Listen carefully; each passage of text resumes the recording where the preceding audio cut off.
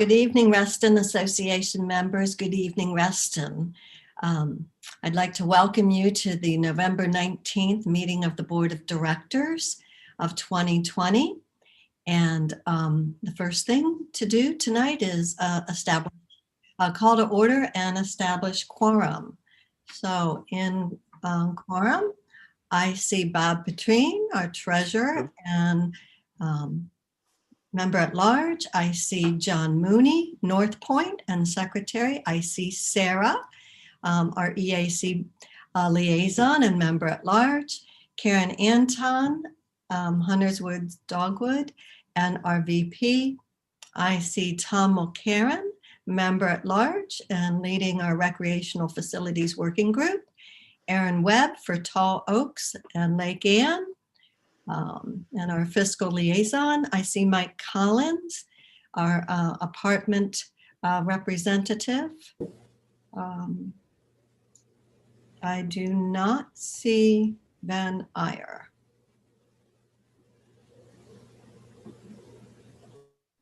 All right, we've got 8 out of 9. That does establish quorum. So let's get going tonight. I have a few opening remarks as we head into our Thanksgiving week, our National Holiday of Gratitude. I was recently asked what I was grateful for in 2020. Seems kind of an interesting question when you contemplate what's all going on in 2020. But I am grateful to be part of a Reston community where neighbors have gone to great lengths to care for each other during the pandemic. I'm thankful for Reston Association employees who have diligently worked to keep our residents safe and informed as they have carried out their many responsibilities in this challenged new way of doing business. I am grateful to my fellow 2020-2021 board directors. We have been challenged by the pandemic in developing productive working relationships through virtual gatherings alone. And I think we're getting to a very fine place. And finally, I am ever so grateful for our committee members and volunteers who give so much of their time to making Reston such a special place to live, work, and play. Together we make Reston great. As I have in the past few meetings, I want to share some kudos for our RA staff, particularly our information technology team, whose support and efforts we may not see or hear about daily, but who have direct positive impact on our service and our membership satisfaction. Many thanks go to Syed Kadiri in our IT department, who in collaboration with Sean Barami in our communications department has been providing behind the scenes support to ensure that those who act as hosts and co-hosts for our Zoom meetings are up to speed and comfortable with the functions provided by the Zoom tool. This focused training has helped the board and committees and full board meetings move smoothly between agenda items and allow our membership to fully participate. Zain Safdar, in collaboration with Syed, recently repurposed and redeployed laptops, typically that have been used by our pools, to our members of our Covenants team, so they could work seamlessly both out of office, virtually, and in office. And that repurposing, redeployment was done within 24 hours of the need being identified. So thank you, Zain and Syed. It is through efforts such as yours that we are able to work so diligently toward removing roadblocks this pandemic has presented to us in connecting and providing essential services to our membership. The other item I need to address tonight is it is in the November meeting that we were to address resolution number 10 on budget. The board had directed that we'd address this in November, but it's still in our board governance committee and working with the fiscal committee. So it's still under development. And we'll see that in the January full board meeting. So just to let you know, those who had tuned in special to hear about Resolution 10, come back in January for that one. So on to the regular board meeting. The first is to approve our agenda for tonight. Before that we do that, I would like to move to amend the agenda to switch item K, which is our executive session with council, with item L, which is land use on the agenda. I'd like to switch the order of those two items, if that would be satisfactory to my fellow board directors. So, Bob? I was going to make the same motion, so Well, would you like to make the motion then? I would like to make the motion to move item K, executive session, behind item L, land development and comprehensive plan update. Thank you. Do we have a second? I'll second. Thank you, Sarah. All in favor? Aye. Aye. Okay. Who's ever got the, Then says aye. Ben's here. Aye. Can someone switch back to the picture? Thank you, because it helps me to count hands. So I believe we had ayes from everybody on that one. Thank you very much. It passed. Now, a motion to approve the amended agenda for the evening. So moved. Second. Aye. Okay. All in favor? Aye. Aye. All right. Thank you. All right. Now we're on move to approve the consent calendar. So move. Second. So moved. Thank you, John. Second from Bob. All in favor? Aye. Aye. Aye from Len. All right. That's unanimous once again. Thank you very much. I have a quick question. Sure. Since we have the minutes under consent, Yes, I'm sorry. You're right, Sarah. I had a note on that to let you all know that the October 22nd board minutes had a number of typos in them. And I failed to mention that we were going to get those fixed tomorrow, but the content was fine. But did you have something else on the minute?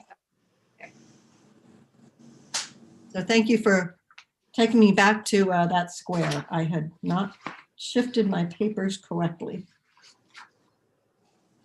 Okay. Member comments? Do we have any members who would like to comment? Members that would like to comment, could you please raise your hand through the participants tab, the blue hand icon button?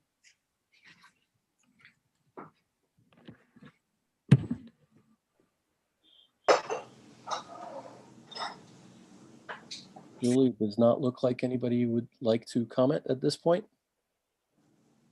Well, I hope they comment now. I'm not sure I'm going to open it up later. Okay. Cam, you're on for cluster outreach. Awesome. Thank you. I'd also like to send a huge thanks to the IT department for the quick turnaround that they did on the deployment of those laptops. It was much appreciated. So we'll go ahead and get started if we could get the slide up.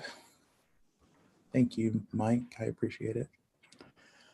Megan and I are really excited to provide our second update on the cluster comprehensive plan that we originally presented back in July. First, we wanted to once again highlight one of our most successful parts of our cluster outreach, the show and tells. We have completed almost 10 since July, and the purpose of these show and tells is to meet with cluster leadership, answer questions, and see their clusters. And so we've walked clusters, we've answered questions related to various topics related to cluster management and cluster standards and guidelines.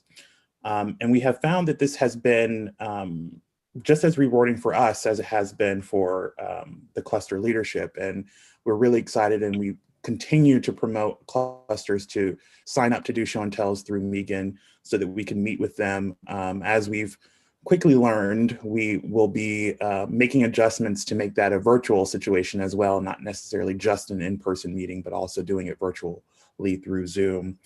And please do note that Fairgreen is on the list that's on the slideshow, but due to unforeseen circumstances this week, we were not able to meet with them on yesterday.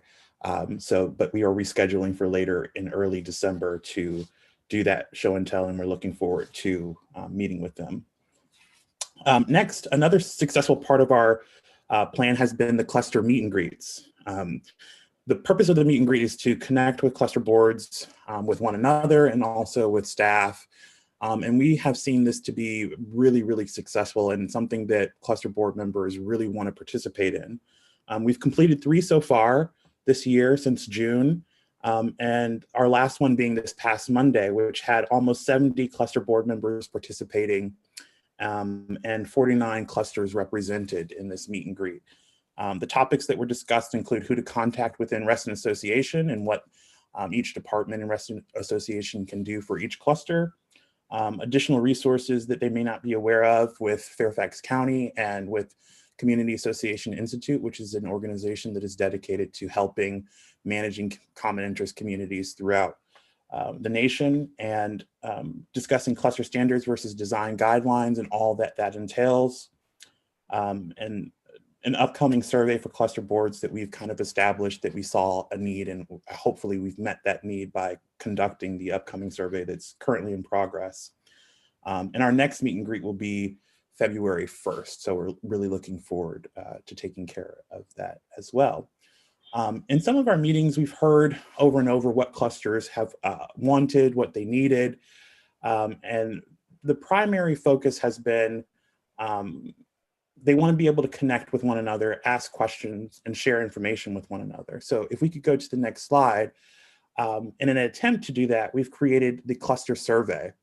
The topics covered in the survey include sharing contact information for vendors used for each cluster association, noting any cluster capital projects that are upcoming that they could potentially pull together to share resources with, how clusters communicate with one another and how clusters communicate with their members. One of the things that we asked in the survey specifically was if they were interested in a closed forum group similar to Nextdoor or any other platform that's closed specifically to cluster leadership. And hopefully that feedback is positive and something that we can put together for them. How to keep financial records, how to create your resale packages, because as many may be aware, each cluster is responsible for conducting and creating their own resale package in addition to Reston's resale package that's required to go to settlement, amongst other various types of cluster management topics. We will be sharing and compiling that information with all of the clusters, hopefully at our February 1st cluster meet and greet that we're excited to have after the holiday season, of course. In addition to the cluster survey, we have revamped the cluster walkthrough process. If you could go to the next slide, thank you, which is our neighborhood-wide inspections for exterior lots. The purpose of the walkthroughs, which is requested by cluster boards, is to address systemic maintenance issues and also support members in protecting their investments. Some of the things that we're bringing into this process is proposed changes to Resolution 12, which relate to how inspections are conducted to help improve how and when these inspections can be completed. And so that should be something that comes to BOC and the board meeting in December. The new process for walkthroughs now includes a request form, a required presentation, and a show and tell with staff to really emphasize what a walkthrough will consist of and entail, and involves a dedicated inspector to conduct those inspections. all of these are ways that we are trying to improve communication and transparency through this process, as we do understand some of those that have in the past done a walkthrough may not have understood every part of what a walkthrough entailed. And so our first 4 clusters under this new process will begin in the spring of 2021, so next spring. A huge part of this process continues to be involve cluster standards in the design review process to support our efforts in improving member satisfaction and support this new walkthrough process. We have established a design review board working group that was supposed to meet tomorrow, actually, but unfortunately, due to, again, unforeseen circumstances, they were not able to meet that commitment, and will be meeting later in December. But the working group was established to review some of the design guidelines so that we can streamline some of our efforts and also clarify design guidelines and also lower review levels for certain applications. We've also established 11 dedicated cluster standard panel meetings in 2021.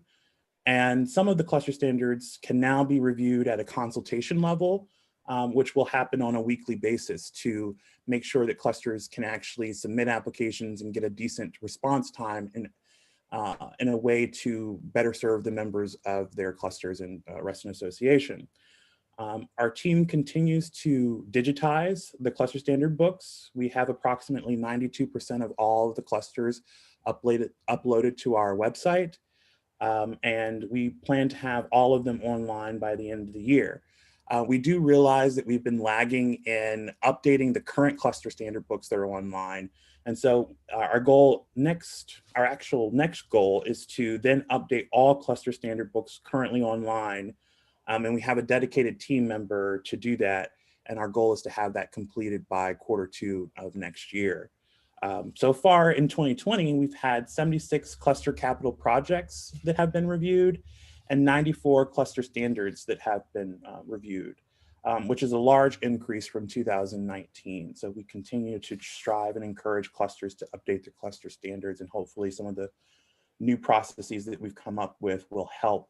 And as a little side note, about 88% of applications submitted this year have had a favorable outcome. So we seem to be meeting the mark in that department, and hopefully we can make that a little bit better next year.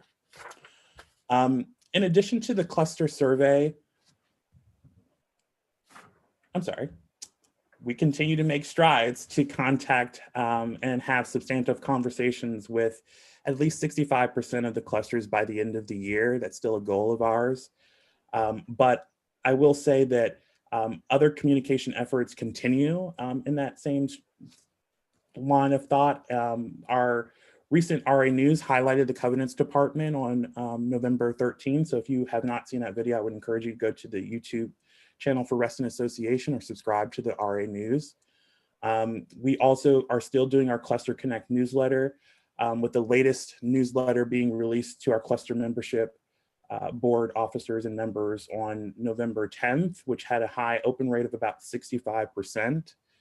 And we continue to use the Covenants portal and communicate through other avenues, such as our cluster certificate of insurance collection, to get contact information for cluster board members and how they would like to receive those communications.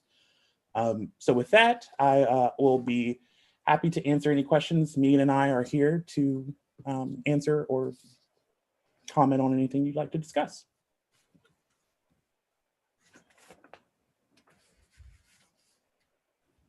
Sam, of the 94 standards that you reviewed, are those 94 clusters, or are there multiple standards that have been reviewed within?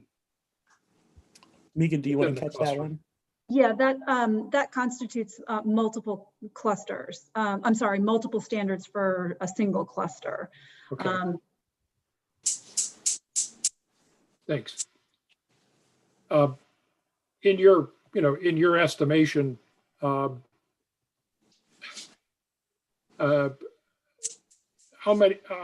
how many of the clusters standards are what you would consider up to par? Is it a majority, or is it hard to say?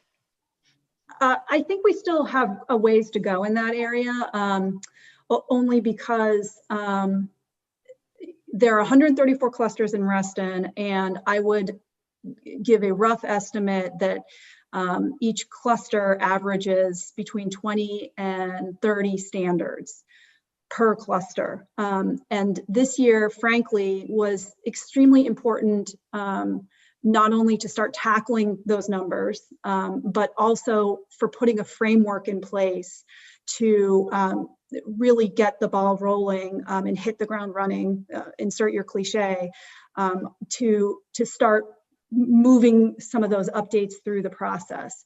So while it might sound like a sort of a small thing, making it so that we can review cluster standards not only at a panel level of the DRB, but also at the consultation level of the DRB makes a huge difference.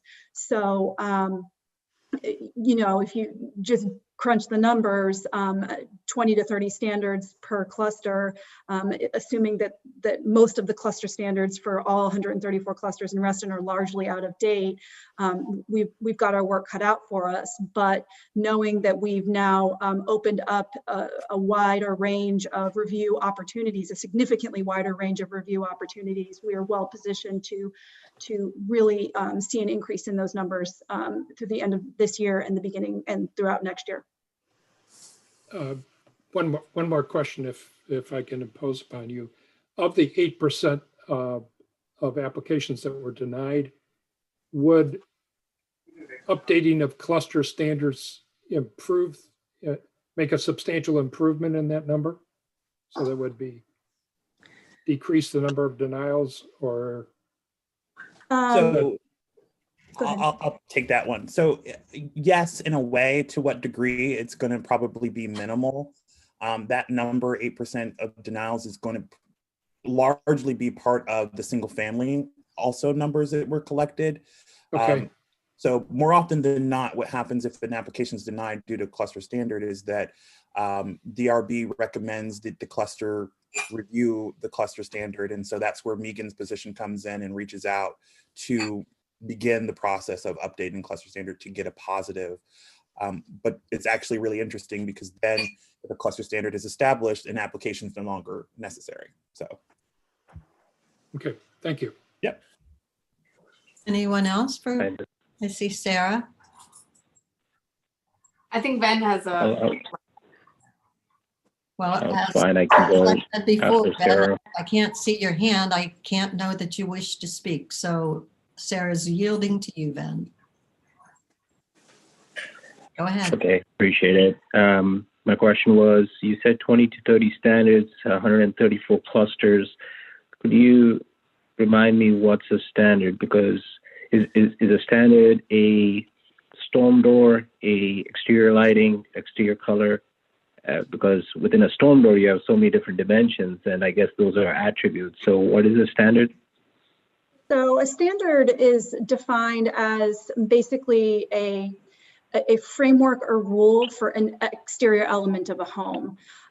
You could go down the list and identify standards, if you will. So almost all clusters in Reston have a roofing standard, have a window standard, have a front entry door standard, have a siding standard, have a color palette. Those are standards.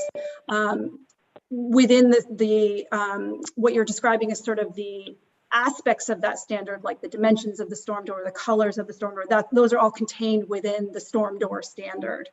Now, of course, because of the nature of what a standard is and how Reston was designed, every cluster has a different collection of standards. So lakefront clusters, for example, their standards are expanded to include docks and things like that. So, but that's sort of, am I answering your question? I'm sorry. Yes. So I would imagine that 74 or 95, I forget what's the exact number you said for 2020, that's a pretty substantial number. And so keep up the good work and try to address more and more of those standards, because this work that you're doing with DRB rules and covenant violations, this is the single most important reason for customer dissatisfaction. And since the leadership and everybody wants to increase customer satisfaction within RA. What you're doing over here is going to contribute greatly towards membership satisfaction. So yes, and I also I appreciate the board earlier this year supporting my motion to want to have the cluster team, Megan and Cam, show up every other meeting and present these progress, because as you can see, they too get more involved because they get to present the work that they have done, and be able to present it itself brings a completely amazing sense of belonging towards the project. So I appreciate the rest of the board supporting me on that. Probably one of the few or the only motions that the board has supported me on, but that. So what I'm saying is, sometimes my ideas, if you support me, you might see the results a few months down the lane. So I have some good budget ideas too later on today that I hope you support. So something to note. Thank you, That's all. Vince. Sarah? I'm just going to tag along. It's fantastic to hear it. It's wonderful. My quick question is going to be, out of the 134, is there any cluster that we haven't even made a single touch contact? Like no response? Do we have anyone, or? Yes, there are a few that are very, very difficult to engage. And that could be a multitude of different reasons. The relationship hasn't always been positive, or the experience hasn't been positive, and so they may not have an interest. But we are really trying to make that a change. And so meeting in person is our kind of first step in kind of doing a mea culpa and trying to make sure that we can rebuild that relationship if that's the reason. But yes, we do have clusters that we've not physically touched and communicated with.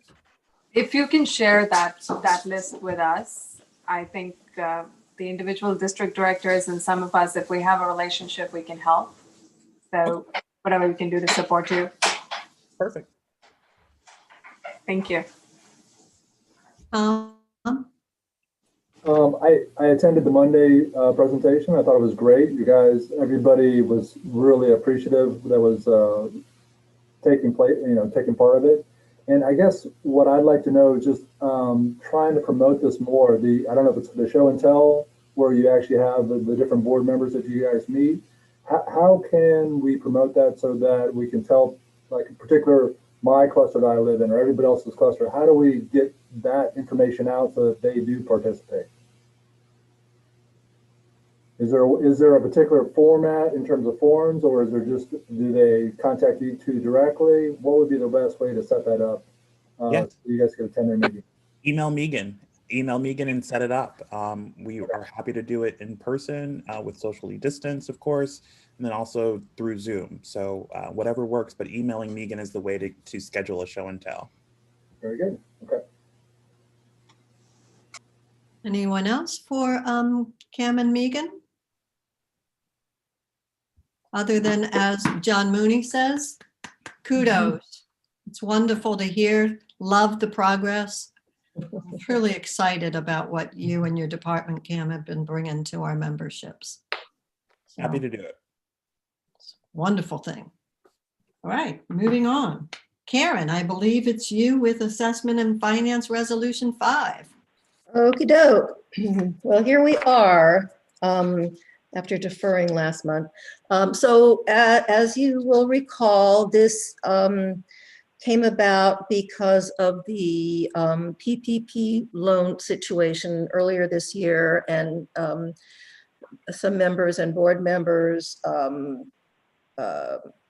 brought it to our attention that we really didn't have a resolution to deal with loans. So we now do. Hopefully we will after tonight. So just to briefly go over what the governance committee did, as you can see, hopefully as you saw, the title of the resolution now says banking and loans, not just banking anymore. Tony tweaked a lot of the whereases. Some are carryovers from the original, some are new. And the formatting of the banking section, because we now have a loans and a credit card section. And I know, John, you had some tweaks that you wanted to discuss tonight on this. You're muted. Thank you, Karen. I'm happy to do it. I enthusiastically support the motion. There are just 4 little tweaks that I would recommend, which I've distributed ahead of time to the board members. Literally, they're adding commas in one word and Right.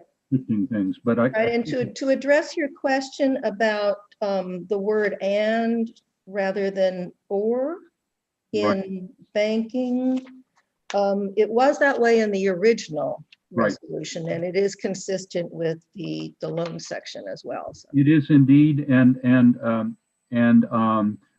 so basically, for those who don't have the document before them, it's a question of whether you need 1 or 2 different kinds of signatures for writing checks or drafts and notes against the account, and it clearly means you do need 2. But what I was suggesting is that and so between the 2 groups, so either the president or the CEO on one hand and the finance director on the other, it may make it clearer if to say "and also."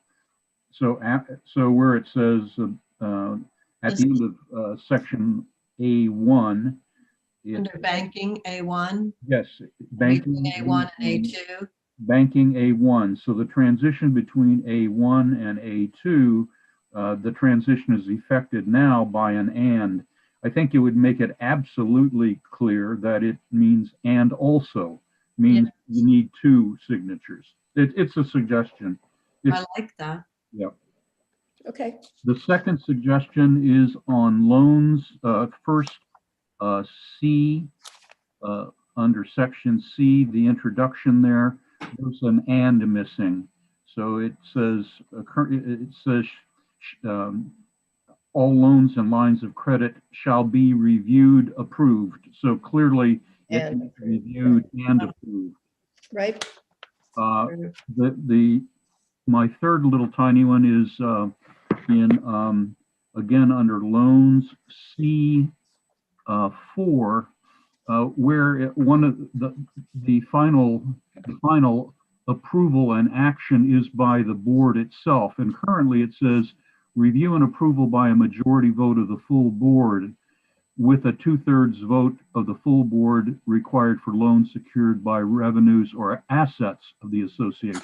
So they're the unsecured and secured. I think that would be clearer if we would say review and approval by majority vote of the full board, comma, with 2/3 vote required for secured loans.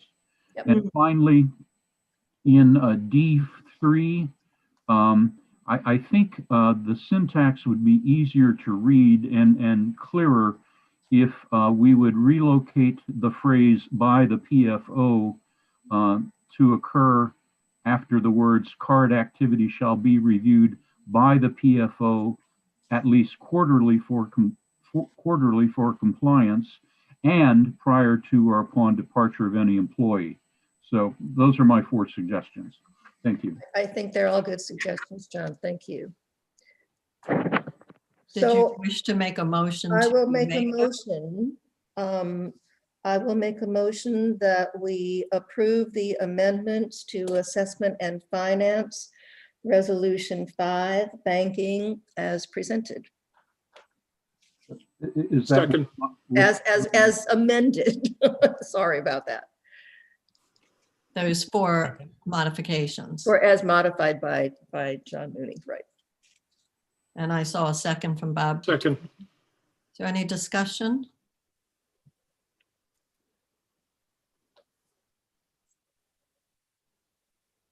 Thanks to Dave Kerr and his fiscal committee for their input in this too. Should we vote? Yes, we're going to take a vote now since there's no discussion. All in favor of the resolution 5? Ben, I need your voice. Aye, for Ben. All right. Sarah?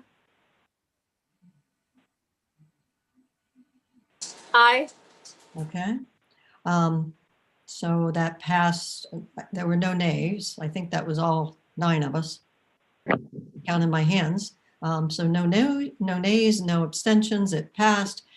Very good work, BGC and fiscal. And thank you to the community for helping us find that we had a missing item in our work, our processes. So business improvement hits another home run.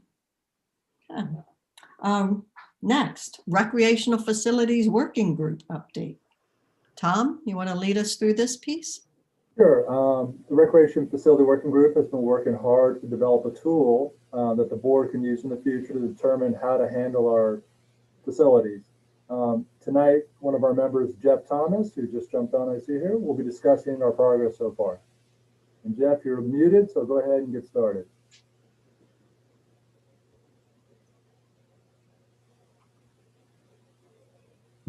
Still muted. While he's unmuting himself, I want to acknowledge that Jeff was also the board liaison to Parks Recreation Advisory Committee for many years and a previous board of director for member at large. So he comes to this working group with a fair bit of knowledge of the task at hand. Hi, everybody. Thank you for the opportunity to come and give you an update on the work of the Recreation Facilities Working Group. We appreciate the opportunity to kind of give you a status report of where we are and the progress that we're making and where we hope to go.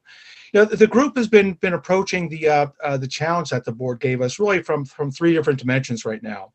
The first is, you know, what we're going to be focusing on tonight is kind of a high-level working process, right? We're trying to develop tools that the board will be able to use on a repeatable basis as we go through and evaluate individual facilities. So we've started out with a high-level workflow, and we'll get into some details on that. Another piece that we've been spending a lot of time on is a facility evaluation matrix. And again, what this piece of our work is really trying to provide the board with a tool that's going to help you prioritize projects and where you should be making investments and where you should be perhaps not making investments and things like that. So again, we're really focusing on that repeatable process piece that the board, we think it would be useful to the board. And then at the end, we'll also be making some specific recommendations. But again, tonight, the focus is on that high level workflow process. Next slide, Leon. So here's our initial proposal, and you know, it's a little bit of an eye chart. We're going to talk to some detail in some later slides on this, but basically we've established a process whereby, you know, on the first section we really identify projects that should be considered, that should be evaluated. And, you know, we're recommending a 5-year window and, you know, perhaps a certain dollar threshold. And there's really 2 paths that the board will follow. It'll either go through a process where it decides to keep a facility in its current form, right, retain its current use, but, you know, it's going to need to be revitalized.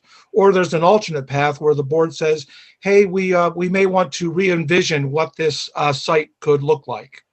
So I'm going to go ahead and go through the next slides and it be a little bit more detailed. This is a little bit of an eye chart. So the first part of the workflow process is really identify those facilities, setting those parameters. We're recommending a 5-year window, and you identify all those projects in the next 5 years that are going to require capital expenditures. Then you go through and you have a process by which you identify community needs. Where are there gaps in the current recreation facilities that we currently have that we know of, perhaps the board knows of, or, you know, we get member input on that. You know, there's also a lot of indexes that establish standards for communities based on population for certain types of recreation facilities. So those are some of the tools that we'd use to identify what those community needs are. The next piece is initiating this facility evaluation matrix. And again, that's really going through and looking at a particular facility in a number of different dimensions. And we're developing a scoring process whereby we would have some objective measures that we'd be considering, but there's in any type of evaluation like this, there's going to be some subjectivity to it. So, you go through that evaluation process, and then there's some key decision points that the board will need to make. Whether we retain a facility in current use or whether we're going to repurpose it for another use. And then we get to initiating a project. Next slide, Leon. So the facility investment review process, again, we're looking at a 5-year window, getting that community need. And that facility matrix is looking at each facility in three key dimensions. One, the first is community need. Do we have gaps in our current offering that we around the community? Has our community changed and we need different types of facilities? So identify what those gaps are. Next, we think it's important that we look at equity issues, both from a geographic equity in terms of how facilities are distributed around the community, but also some social equity issues. Do we have underrepresented communities who aren't being adequately serviced by a particular facility? So we're going to look at that equity piece. And then, of course, has to be a financial component. What type of resources are going to be necessary, excuse me, to either repurpose the facility to something completely new, or what's it going to cost to upgrade it to get it to current community standards. Another piece that we also feel is important to look at, and this almost gives the board a third option, is looking at the current condition of the facility. Have investments been made recently in it that have upgraded it such that, we may not need to may not need to make a big investment in it, either as something new or as something repurposed. So we're also going to be considering that condition piece as one of the dimensions as part of that evaluation process. Next slide. So here's where at the decision point 1. So we go through and we identify the facilities.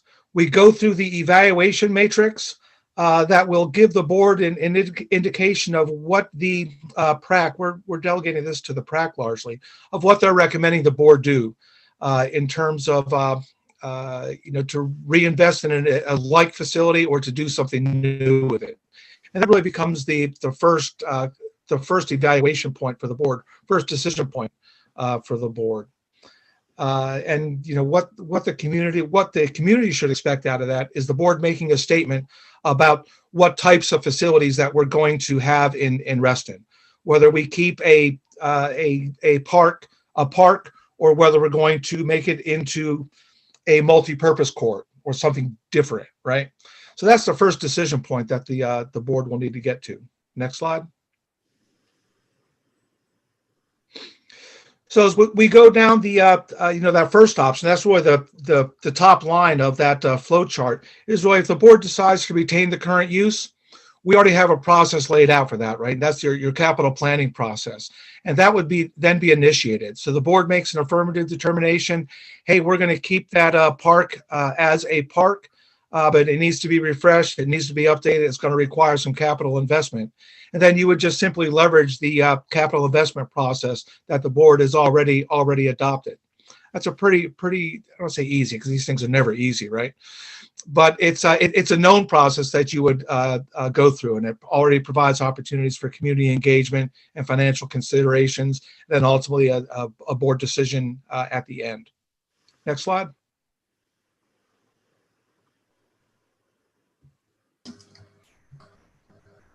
There we go. Okay. Now, if the board decides to go with a repurpose, right, or to do something different with the facility, what we envision there is that we go through probably a more robust community engagement process. We envision that really being run by the PRAC as the lead, but also with the RA board member where the facility resides would really kind of lead that community engagement effort. Along, of course, with RA staff. And during that process, we'd be engaging stakeholders, looking at what those unmet needs in the community are, and say, hey, what might be a good fix for this physical space that we're considering repurposing? And of course, we had to engage the fiscal committee too, to be looking at sources of funding. one of the things that I think is important for the board to be thoughtful about as they're engaging the community and the PrAC in terms of looking at new facilities is really giving them and the community members some guidance about what the expectations are going to be for the outcomes, right? Because I think what you want to avoid are situations where you get some working groups together and they put a lot of thought and work into something. They come up with a grand plan that's going to cost a fortune that the board really isn't interested in spending, right? And then everybody walks away discouraged. So I think as you go through this process and you start engaging the community, it's going to be important for the board to kind of give some broad parameters about what their end goal is. And part of that goal should be a financial component, right? The direction might be, hey, we need to put in recreation facilities for people in the 65 and older community, and we can spend up to whatever dollar you want to associate with that. But again, I do think it's important that you give some reasonable expectations about what the board is going to entertain coming back from the community. That's kind of a little side note and something that I think you all should be thinking about as you are adopting any new procedures, is always giving those type of parameters to the committees that you assign. Next slide. So there's, here's a communication component, and whenever the RA is going to be making an investment, we already really have communication plan and processes set up, right, for notification of neighbors in affected communities and things like that. So I think we just simply leverage again good existing processes that the RA board already has in place to help initiate that community engagement. And there's a lot of different ways, depending on the size and scope of a facility that you'd want to be investing in communication with the affected communities. Next slide. So here's where we get to the RA decision point 2. So if the board determines that, yep, we're going to repurpose a facility, and they like what they got from the working group, from the PrAC, with a recommendation for what that alternate facility would be, they could either say, nope, we hate it, go back to the drawing board and start over, and maybe you need to give more specific direction, or you say, gosh, we love it, let's go ahead and move on to the next step in the process. Next slide.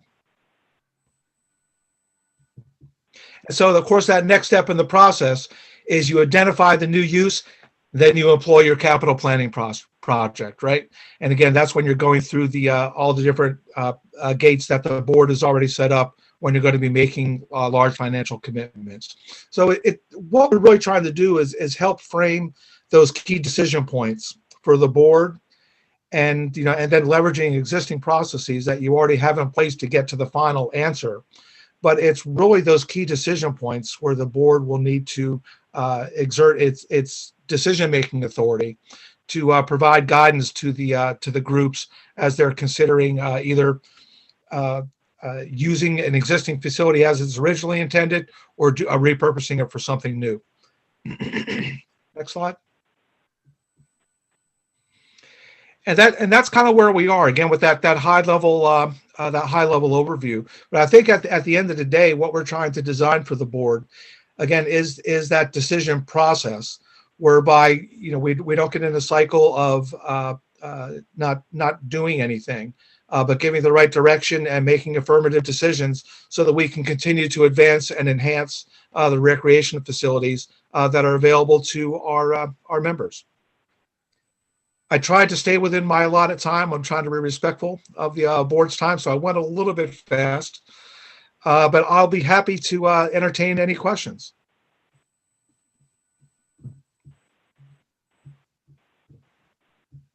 Having been watching and observing a lot of the facilities working group, the contributions by that group have been just tremendous, and I applaud all the members of that group, and Tom and Laura and Larry, and leading it and getting to this point and helping us address this. Bob, I saw you wish to ask a question.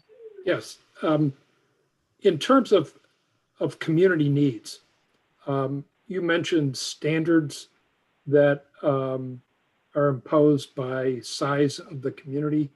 Do you have any sense of where Reston lines up relative to a community like a similar community in our vicinity, like Columbia, Maryland?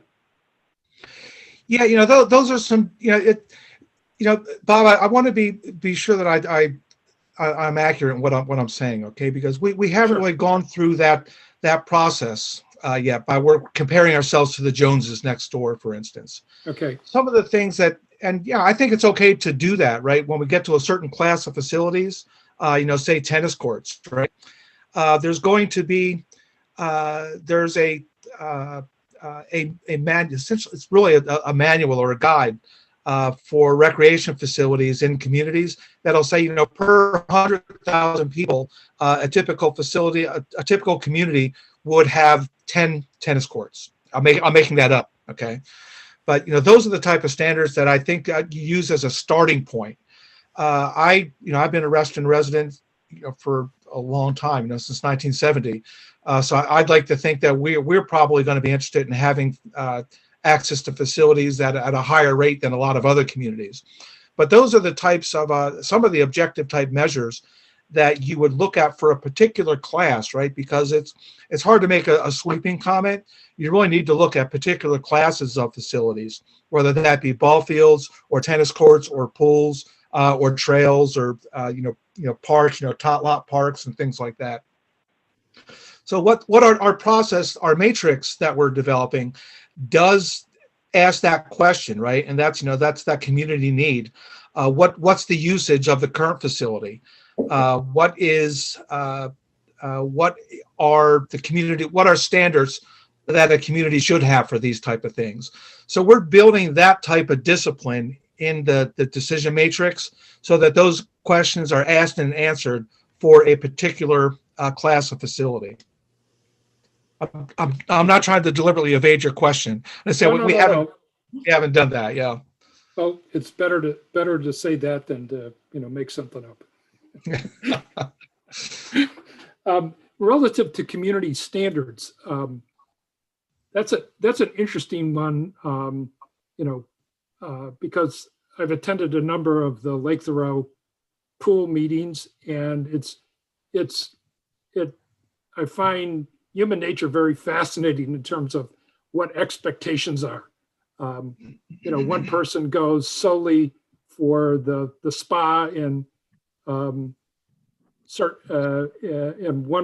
fellow loves the hard jets and another one wants it to be soft. So those are, I admire your, the objective. I think it's going to be very interesting to see how that all plays out and just how many people get involved and make their wishes known, because it tends to, particularly with pools more than anything else, seems to revolve about those people that actually use the individual pools, about what their expectations are. So, sure, but it's interesting. You say that, right? Because again, I've been around the community for a while, and a former board member. So one of the things, the different dimensions that I think about our facilities there's really two ways of looking at the facilities. One, there's the direct users of it, right? The person who loves having the hard jets in the whirlpool, that like having the swim lanes available, or they like having the playgrounds that are for older kids as opposed to younger kids, right? So there's the direct users of the facilities. But you have a large part of the community that may not be necessarily direct users of a facility, but still value having them in and as a part of their community, right? For a lot of different reasons. One, they think it adds value to their house, even though they don't personally use it. Having a kid's tot lot in their neighborhood makes a difference, right? It's going to attract certain buyers to their neighborhoods, and it just adds a certain quality of life. I love hearing kids, playing in playgrounds and stuff, right? So though I don't use them, and my kids are all grown up and stuff. So I think that's important that the board does recognize that there is that two dimensions to the facilities. There's the hardcore users who are going to have very specific wants and desires, and then there's going to be people who are just really interested in having a good set of recreation facilities in and around their neighborhoods and accessible to their neighborhoods, because it is good for their property values. And it's just good to have a healthy community that meets the diverse needs and interests of a diverse population. Thank you. John Mooney. I just want to say briefly, thank you very much, Jeff, for the presentation, and to the whole working group, including Aaron, our own board liaison to it. I find this a very wise general scheme, and obviously it depends on how good the facility evaluation matrix is and how it's applied, and it depends especially, I think, on the degree of engagement of the community in this. That's where we need the information from. But as a general framework, I really like it. So thank you. Thank you, John. And again, all the credit goes to the full members of the working group. We really have a fantastic group that is really engaged and bought into coming up with something that's going to be useful to the board. And not just a one-off, right? It's going to be a sustainable process, or a sustainable, repeatable process. Something we've needed for a bit of time. That's for sure. Anyone else have comments or questions at this point of Tom and Jeff on the Recreational Facilities Working Group? If not, we'll move on to the next topic, and thank you both for efforts and a great introduction to the work done thus far. Okay, thank you, Julian. Thank you again for the opportunity to give an update. Look forward to coming back. Great, thank you. I did see that David Kerr is also in attendance tonight, along with, of course, Bob Petrine. The next item is the fiscal committee has requested for the board to support their desire to spend some of their time, some of their focus areas of concentration in this current fiscal term of 2020-2021 on assisting the Recreational Facilities Working Group to support capital budget reporting and capital projects forecasting and funding.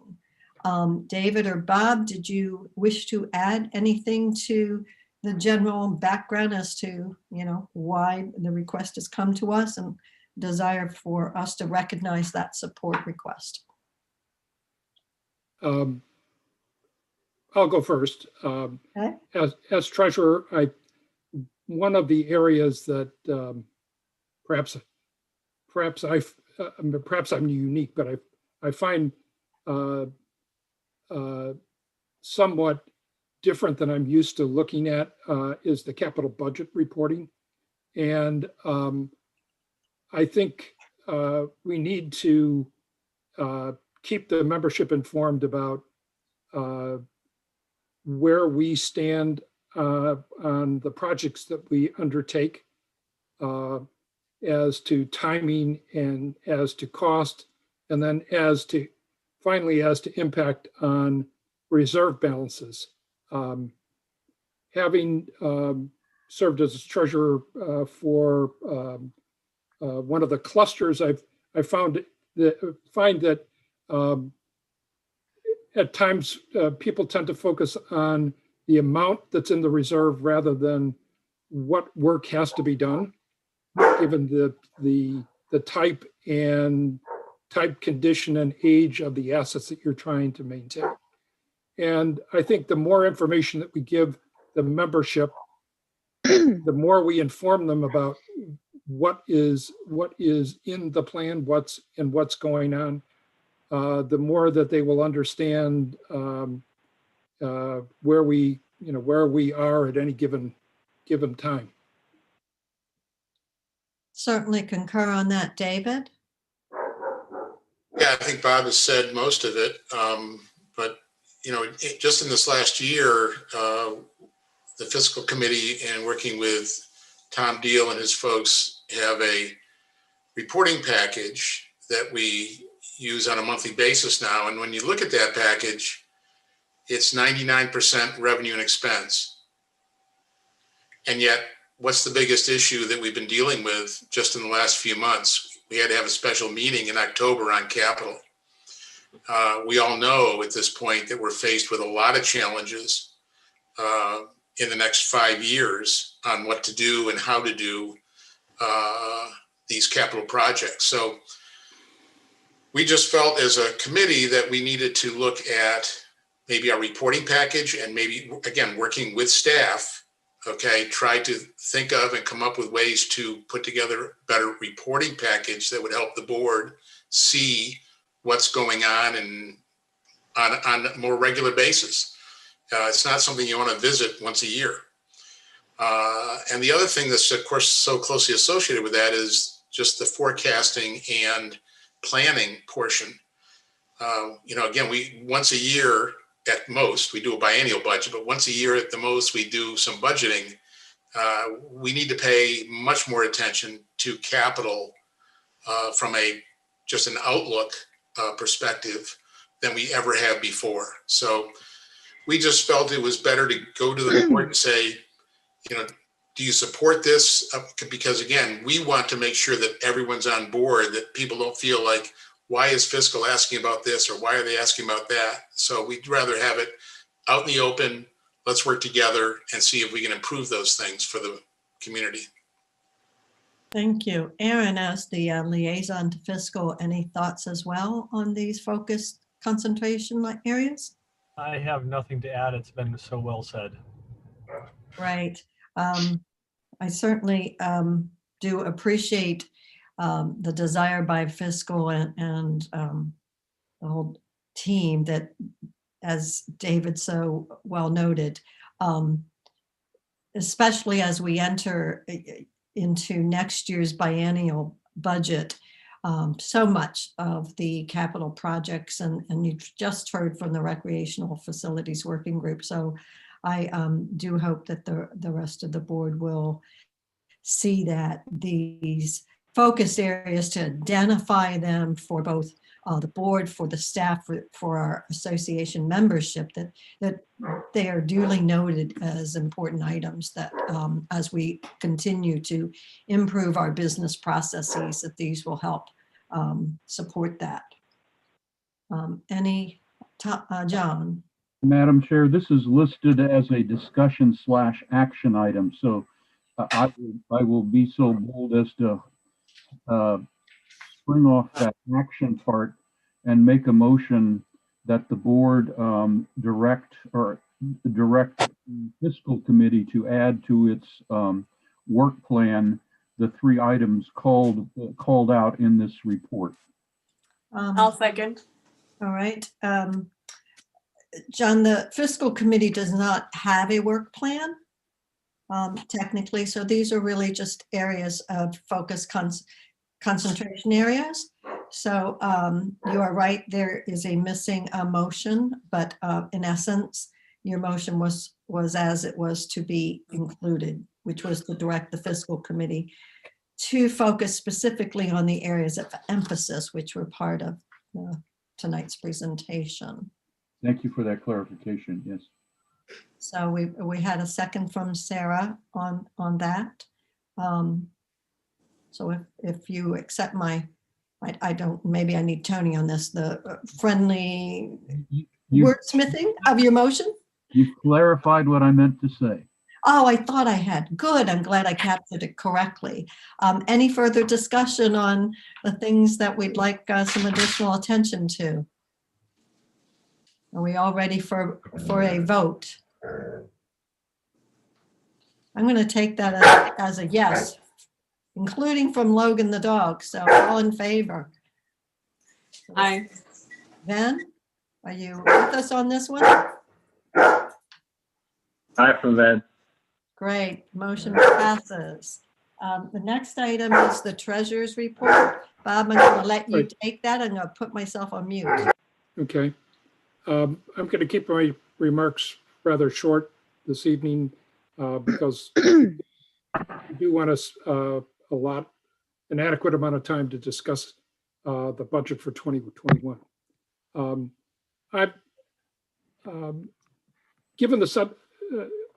Given our present situation, I'm going to focus this month on a year-over-year comparison rather than to talk about where we line up against the budget. Everyone knows that COVID has had a detrimental effect on revenue, but we've also been able to save even more money because of our dependence on part-time labor, particularly with the summer camps and with pools, that we haven't had to incur that expense. So let me begin by saying total assessments for 2020 have increased on a month-over-month basis by $10,132, with collected assessments running at about $154,000 ahead of where we were last year. This is due in large part because of the addition of new members from recently completed townhouse developments along Sunrise Valley. Collected assessments as a percentage of total monies owed are running about 2.4% behind 2019, and our allowance for bad debts at month end were at about 6.85% of accounts receivable versus 6.69 in 2019. These are all believed to be very manageable numbers. In terms of revenues and expenses, total revenues have increased by about $223,000 since the end of September. The major components of those are fees and interest that we've earned, as well as about $44,000 in recreational services and other revenues of almost $60,000. Total expenses we've incurred total expenses of about $1,667,000 since the end of September. A major portion of that is the salaries of a little over $800,000, professional and technical support of $70,000, administration of $90,000, and general services of $99,000. Net revenues continue to run behind last year at this point, but the pace of the divergence from the 2020 budget has slowed. Do note that revenue from recreational services will not increase demonstrably through year end, since the vast majority of our recreational programs are spring and summertime focused, outside focused. This is not unusual. It happens every year. The last comment I'd like to make is about cash. While total cash is down about $684,000 versus what it was at the end of October in 2019, operating cash is above last year's total by $1,350,000. The primary driver between the difference in RA's total cash position over last year is an additional amount of about $1.7 million that was spent in 2020 on capital projects. And with that, I will entertain any questions or concerns that anybody would like to share that they have about the financials. Yes, Karen. I have a question, Bob, on the comparable balance sheet. What are Cat 5 funds that are new this year? The catastrophe fund was money that we have received as a result of the stream restoration. It is money that has been provided to us solely to offset any costs as a result of stream restorations that we have to do over the, I believe, Larry, isn't it the next 10 years? Well, it's actually, we're the long-term stewards. Yes. Yeah, Wetland Studies had the catastrophic event fund for 10 years. And once they get done with their 10-year monitoring, that turns over to us as the long-term steward. And as you noted, Bob, it can only be used for repairs of stream restoration reaches where a catastrophic event has occurred, and we have those funds to repair those sections. Thank you. And those funds are being managed by our investment advisor. Any other questions?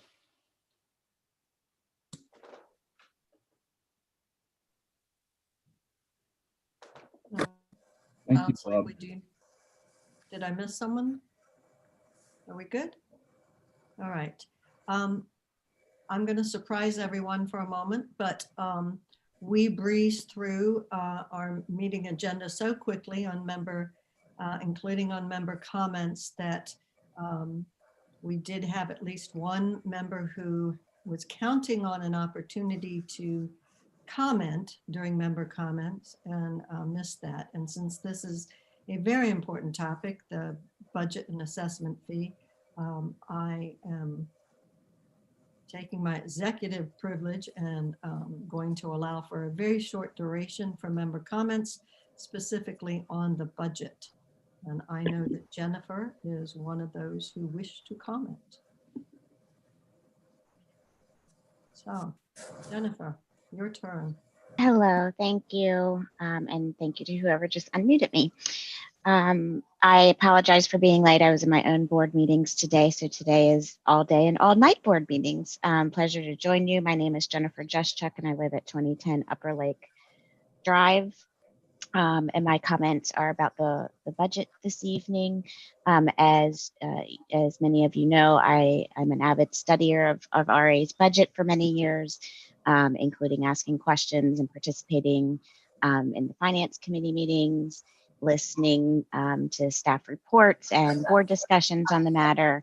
And tonight before you is a balanced budget that could be approved at the current $708 assessment rate. So I would urge the board to keep the assessment rate flat going into 2021 because any increase in the assessment are funds that are not needed for 2021. So what you all are really kind of deciding tonight is, should funds be set aside for members now to cover expenses going into 2022 and beyond for those needs? And after analyzing that question myself, I would argue that yes, it's certainly a possibility that we may need those funds, but it's not yet determined that it's probable that we will have significant shortfalls in the future. There are many questions yet to be answered and additional analysis yet to be done before a true or even probable determination can be made on that. And if there isn't a strong and clear likelihood, then I don't think that the members should have to pay now for future unknowns.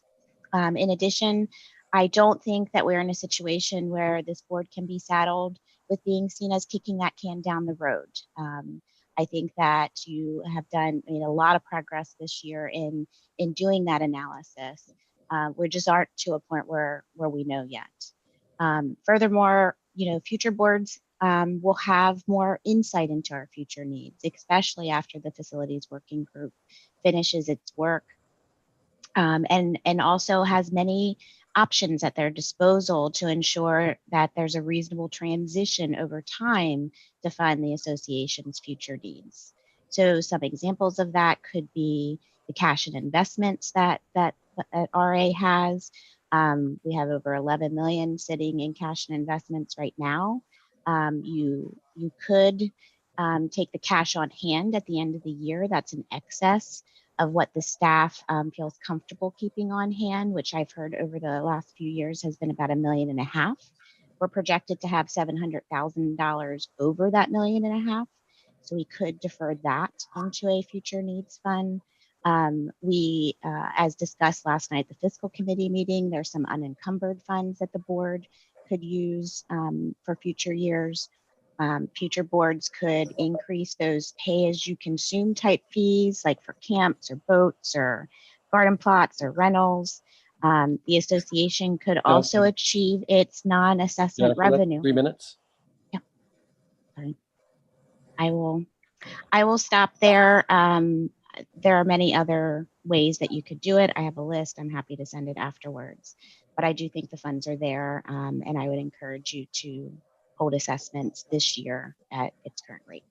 Thank you. Thank you, Jennifer. Are there any other members who wish to comment on the budget topic?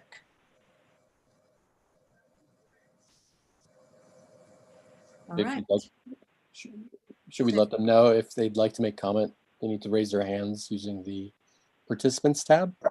Right. I'll give it another minute. Many of the folks were here in the earlier time for member comment. We have one hand, I believe. All right. Erwin Flashman. Erwin, right? 3 minutes. Yes. My name is Erwin Flashman. I live at 1327 Buttermilk Lane. I would like to support Jennifer's comments fully. She is very studious on these matters, and I think that her point of view should be taken very seriously and considered by the board as it proceeds to review determinations concerning the budget. Thank you. Thank you, Erwin.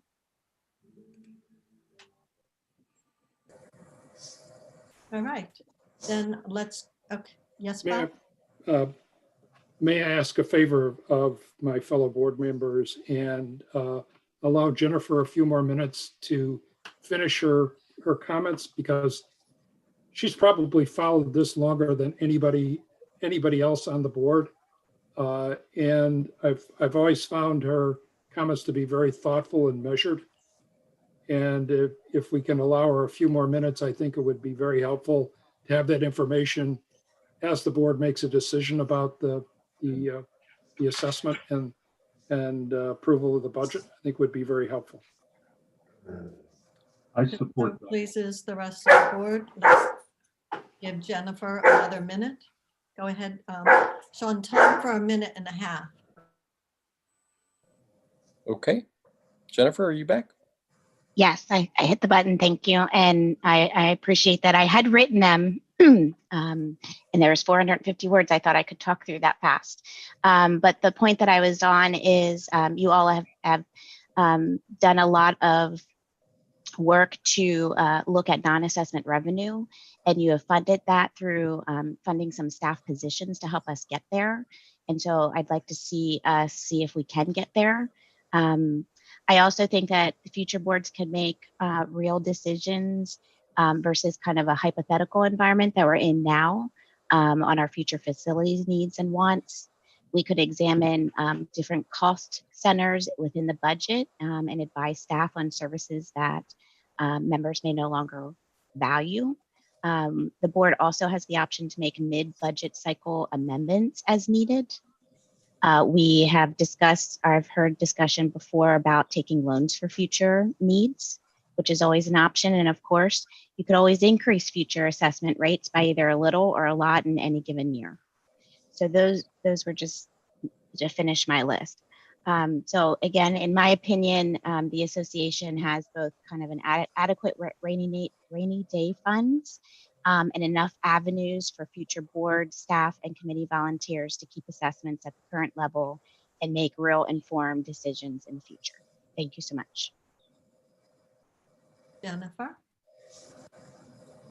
I believe that's all we have for member comments. Is that correct, Sean? Yes, ma'am. All right, let's move on then to do item J, 2021 OpEx CapEx budget and 2021 assessment. And I believe, Hank, you wanted to lead us through this.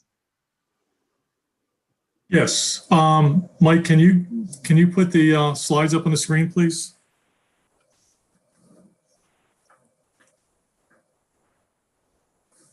Well, thank you all. And thank you for the initial comments. Can you go to the second slide, please? as usual, the process we've gone through in putting this budget together, first and foremost, it's tied back to the original strategic plan, the 2020 through 2022 strategic planning goals. As we thought about it, we wanted to make sure that we maintained our clear focus on our mission. And we all know that our mission is to grow members' property values and their quality of life. We also want to focus on one of our primary goals, which is to excel at providing exceptional quality service to our memberships.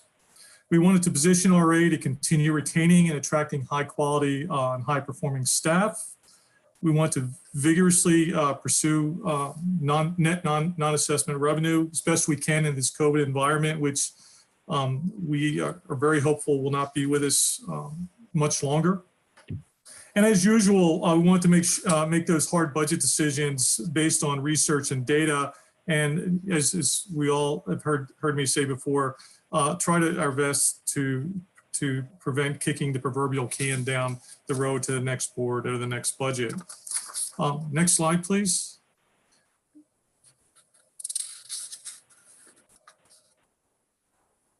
Next slide. Oh, there you go. I certainly am not going to read all of this, but as part of the strategic work that we did that led to the 2020-2022 strategic plan, we looked at a lot of information, gathered a lot of information, and we put together our revenue cost centers, some assumptions and some conclusions. And one of the things that under our cost center we did recognize and we know is that over the next 5 to 10 years, we have 5 pools, 4 of which are more than 40 years old, and 4 tennis courts, which are going to require extensive capital improvements. We know that as a fact. And we also know that currently our usage of our swimming pools is down. And that one assumption was perhaps because they're just not as attractive as some of what quote unquote might be competitors, which would include some of the facilities offered by Fairfax County. We also know that one of the keys as we look at generating revenue is indeed looking at what we call non-assessment revenue, but it also is a key is controlling costs. And I think you're going to see that as we go through the budget, that we're looking very seriously at controlling costs. So these are some of the fundamental revenue assumptions and conclusions that have gone into our thinking. Next slide, please. Also, I think it's really critical to point out that the first budget we submitted was indeed a flat budget. It was a budget with no increase at all in assessments, to keep it at 708. But through several meetings with both the fiscal committee and the board, the question was asked, should we take this opportunity in 2021 to lower the impact of 2022 assessments and beyond? And much of it has to do with the known capital situation we find ourselves in, with what we're experiencing with Lake Thoreau Pool and some of the costs that are associated with that. With some of the other pools I just mentioned, that 4 of which are over 40 years old, and the other known capital expenditures. Additionally, there's some concern around the fact that in 2019, the board approved what is known as the Archer compensation study, and that it was to be implemented. Part of it was implemented at the beginning of 2020, and it was divided into 2 phases. The second part of the phase was to be implemented this year, but I've held that off and said, no, we're not going to do it from a budget perspective, and that's held off until 2022. Additionally, there's some concern about the cost of the lease, and I'll explain that a little bit more as we get closer to it. As well as Jeff and Tom's pointed out, what the Recreation Facilities Working Group is working on and what they're going to discover. And so the thought was that we do believe there's going to be, or the thesis was there's going to be a significant need potentially in 2022, more than likely in 2022, and going forward. And so let's look at a budget that increased assessment no more than $20. So the budget that you're going to see tonight reflects that thinking. However, the last page also gives the board, you as a board members, options. It shows you 4 other scenarios of what the assessment could be, including staying at 708, and what can be accomplished with each of those separate levels.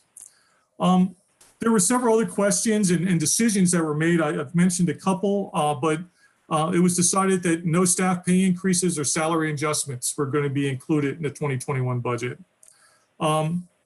It's also pointed out that we have, through our central services facility, we have a mowing contract with VDOT to mow all of their Virginia Department of Transportation roads in Reston, and that we historically do that 24 times. We only get paid to do it 3 times. And so we are going to reduce that in 2021 to 8 times. So the grass is going to get a little bit higher, but in so doing, we're going to save about $200,000 in operating expenses. And also, I think, fulfill more of our commitment to being a biophilic community. We also, the board made a decision several meetings back that the credit card convenience fee charged to members who used the credit card as a method of payment for their assessments was not going to be charged a credit card convenience fee, and we are in agreement with that and support it. Unfortunately, that does add an expense, an additional expense that we have to pick up, and that's been covered with this budget. We also know that there is a lot of concern about the aquatic grass growth and algae blooms that occurred on all of our lakes. And we have improved our budget for the management and control of that by about $15,000, which equates to about 86% increase. Also, the Lake Thoreau Pool Project, which we know the community values and wants to see implemented, we are also being able to fund the first of what is really required a 2-year reconstruction process. We're able to fund that with this budget. So, next slide, please. So this is how the budget is laid out, and it's got the explanations there. I'm going to work off of a little bit smaller. I'm going to start with the revenue side, then go through the expense side and the capital side in larger format so you can see them. But hopefully you've all had a chance to go through this. Next slide, please, Mike. So on the revenue side, as I've already mentioned, you see in the budget that was being presented, you see that the assessments have gone up for 2 reasons. We are projecting about 80 new units being added as members in association to the Toll Brothers Valley Park development and the Stanley Martin Tall Oaks project. So we think in the total sales that they're going to have this coming year, that we'll capture about 80 of those units will be sold. We've also increased for the purposes of this budget the assessments basically 2.8% from 708 to 728. So that's why you see the assessments increasing. Also, the assumption throughout this entire revenue side is that the Parks and Rec is planning to implement a full season of programming.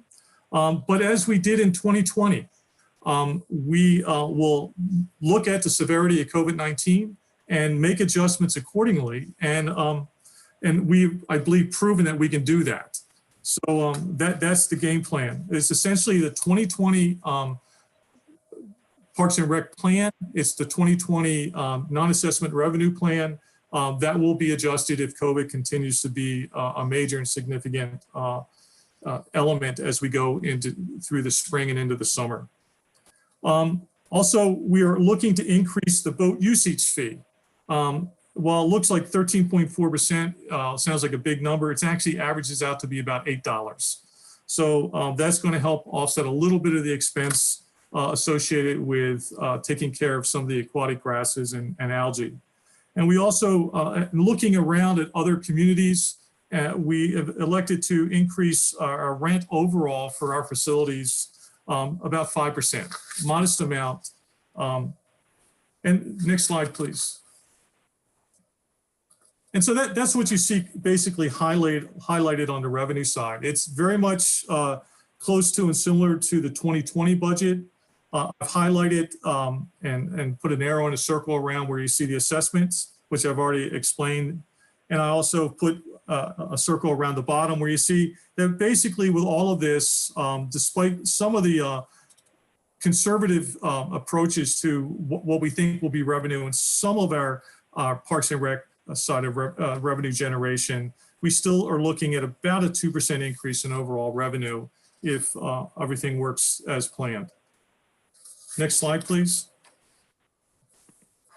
The expense side, we've taken a lot harder look at. And as I've already mentioned, there will be no staff merit pay increase in 2021. This will save our operating budget about $208,000.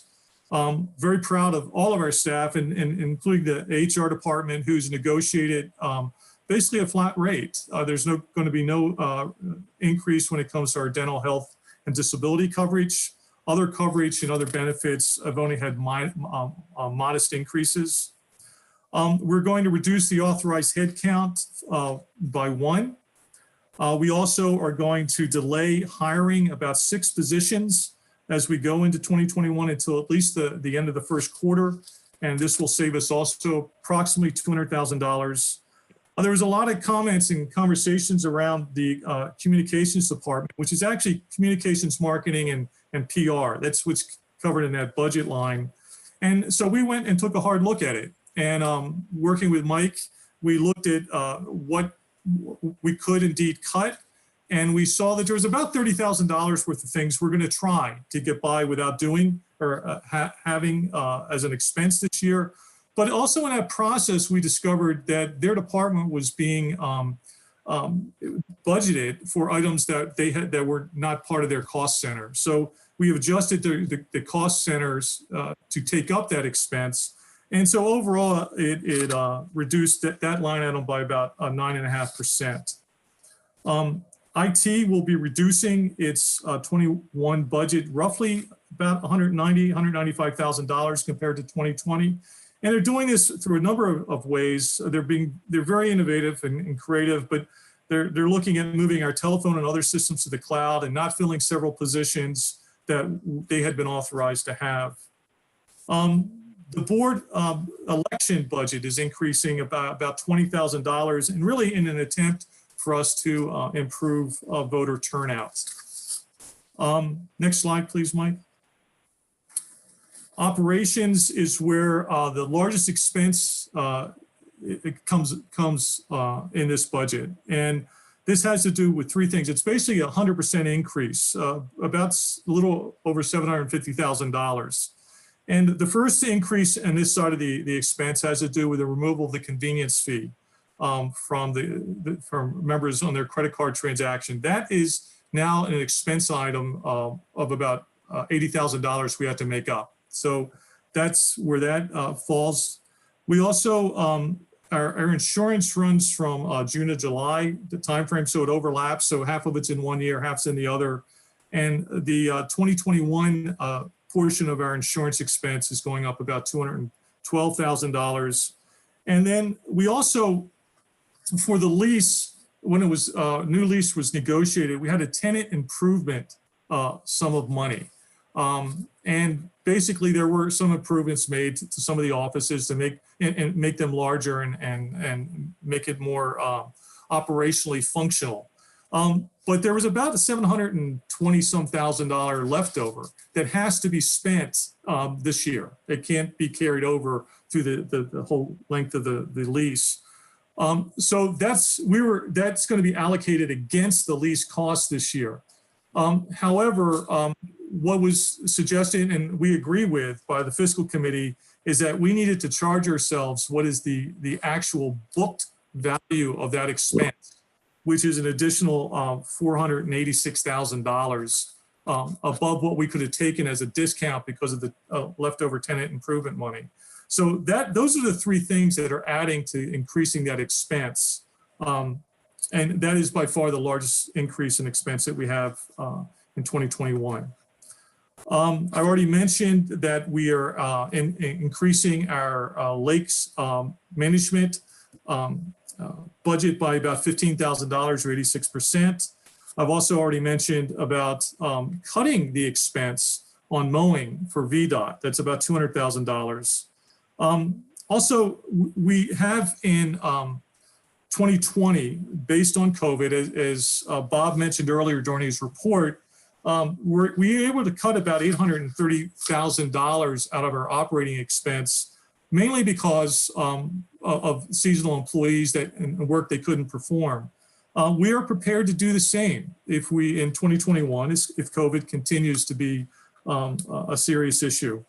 Hopefully it will not.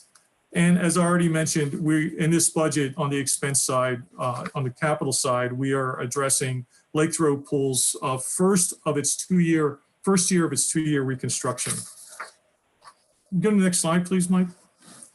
So here I've just kind of emphasized, the operational expense, where you see that's the largest growth in expense. I've also showed where we're increasing by about $20,000 for the board side, and that's really to increase communications out and hopefully improve on our voter turnout.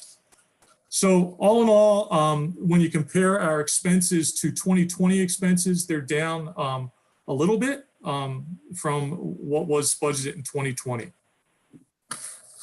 Next slide, please.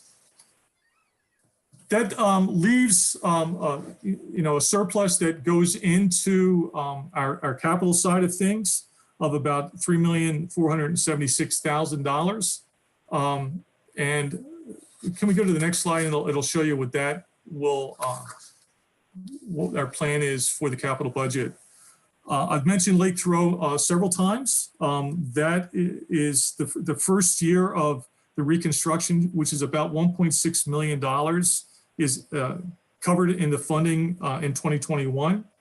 If you go into the spreadsheet on the right-hand side, you'll see that the largest capital expenditure in 2021, it has to do with what we're calling swimming pools.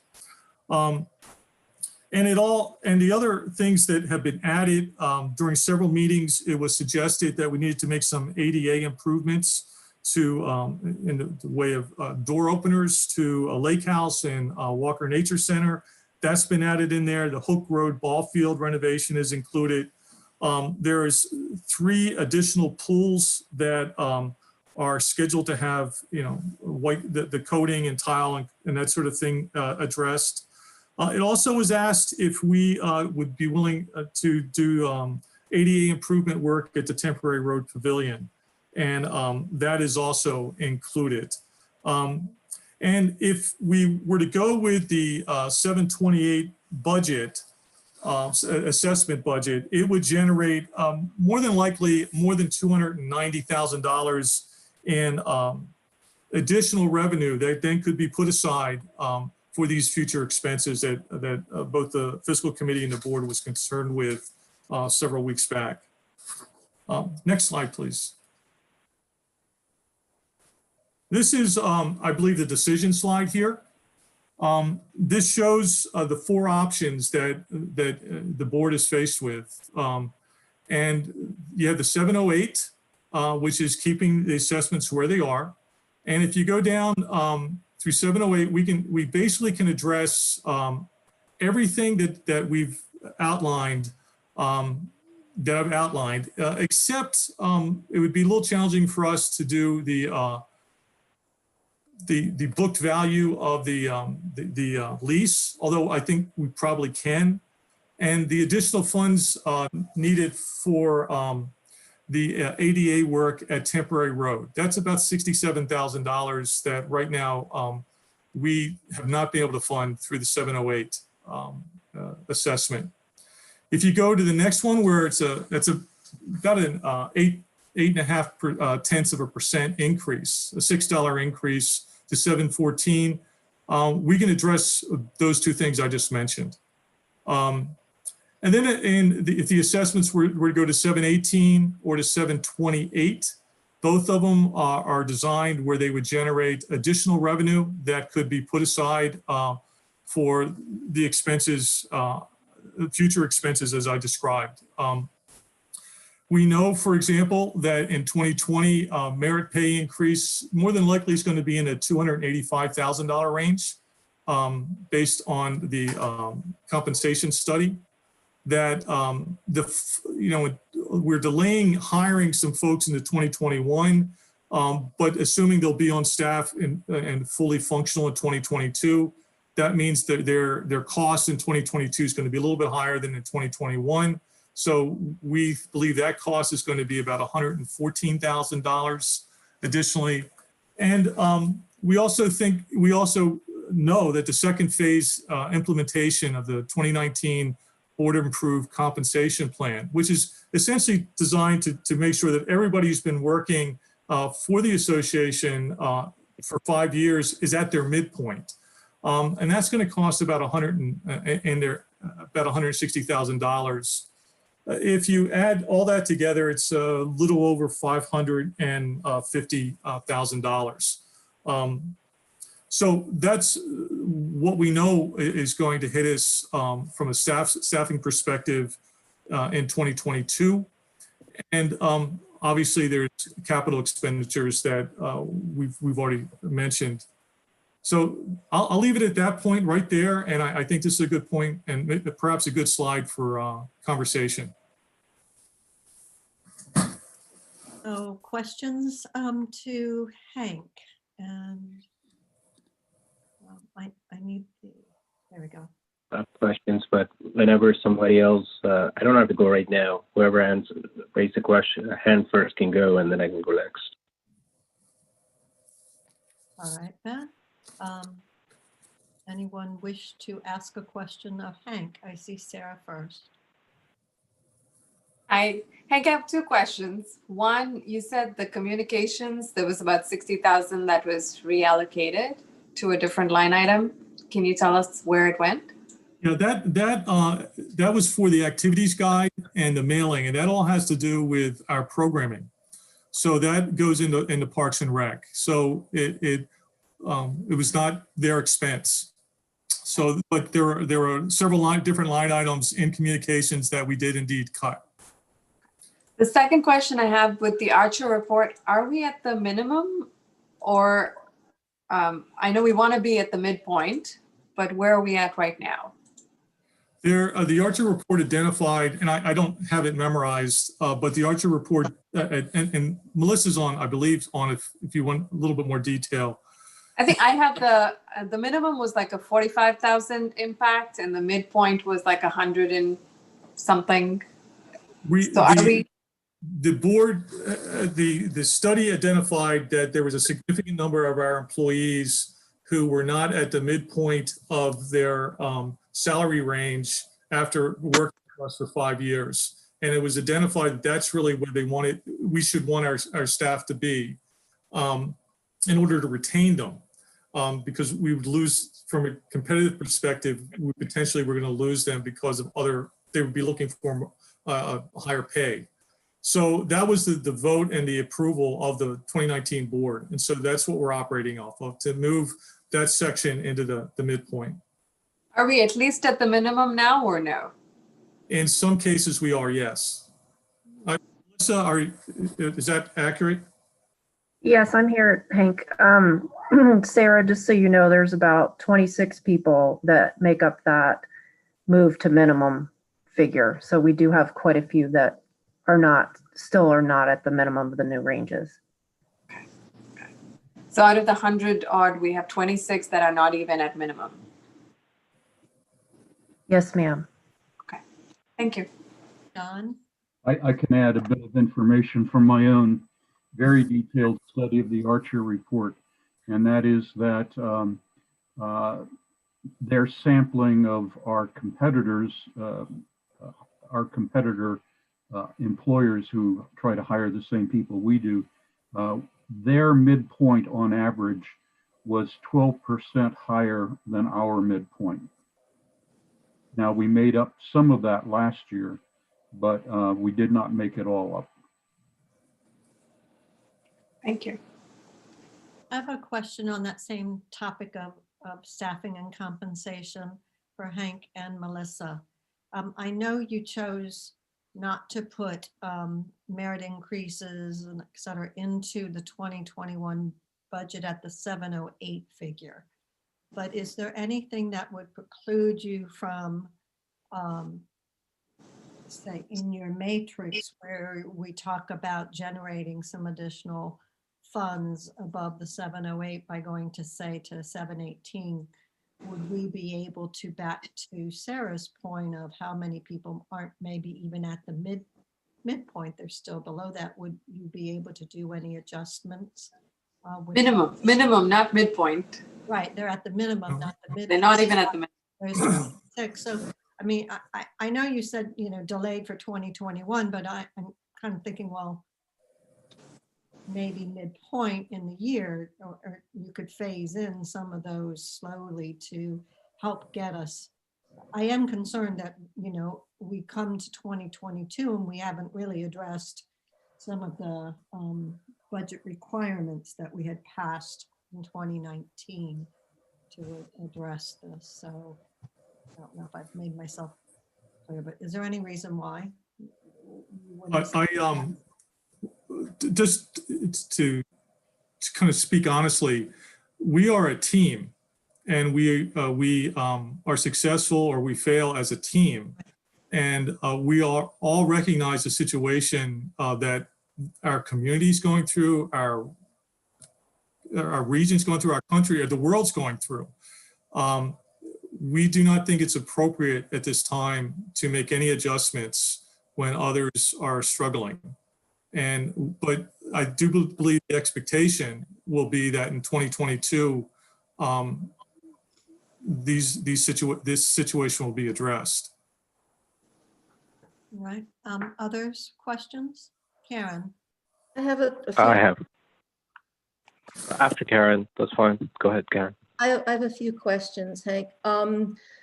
If we go with an assumption that we are going to raise the assessment to whatever level, would it not be feasible? And I know we want to keep biophilic, but reducing the mowing from 24 to 8 seems awfully drastic to me. I mean, it's a 2/3 reduction. Is it possible, if we do end up going with a higher assessment, that we could maybe bump that up to 12? That was question number one. Do you want me to continue, or do you want to address that one? All I can say is I honestly could look at it, but I do think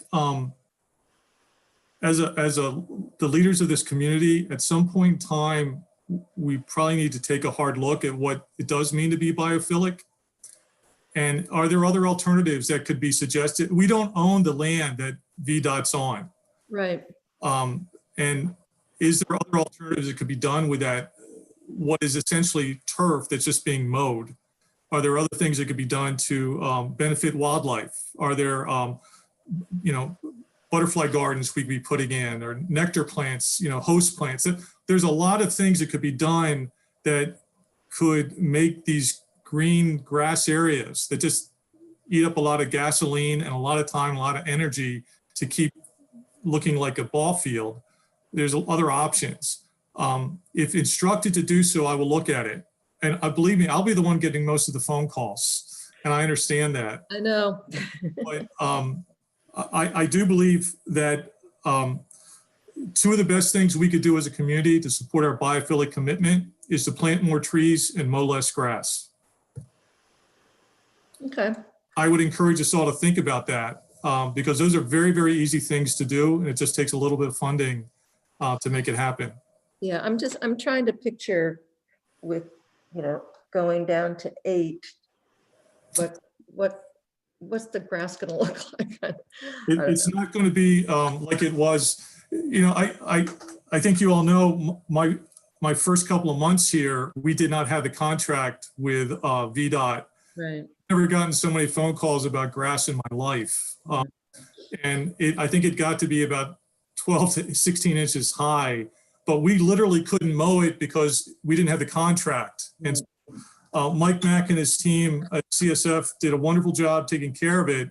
And I can assure you that they have the equipment to keep it looking professional. It just is going to be higher if we do it as suggested. Okay, thank you.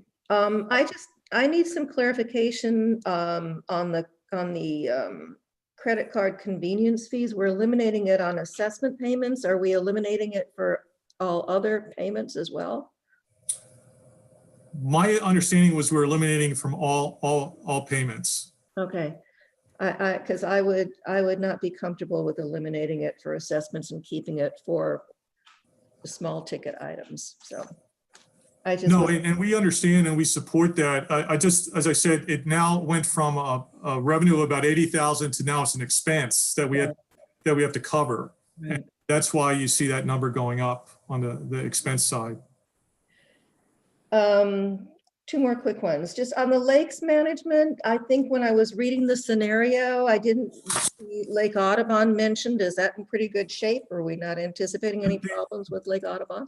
The lake management funding is for all the lakes. So Right. treatments will be done, all the monitoring will be done.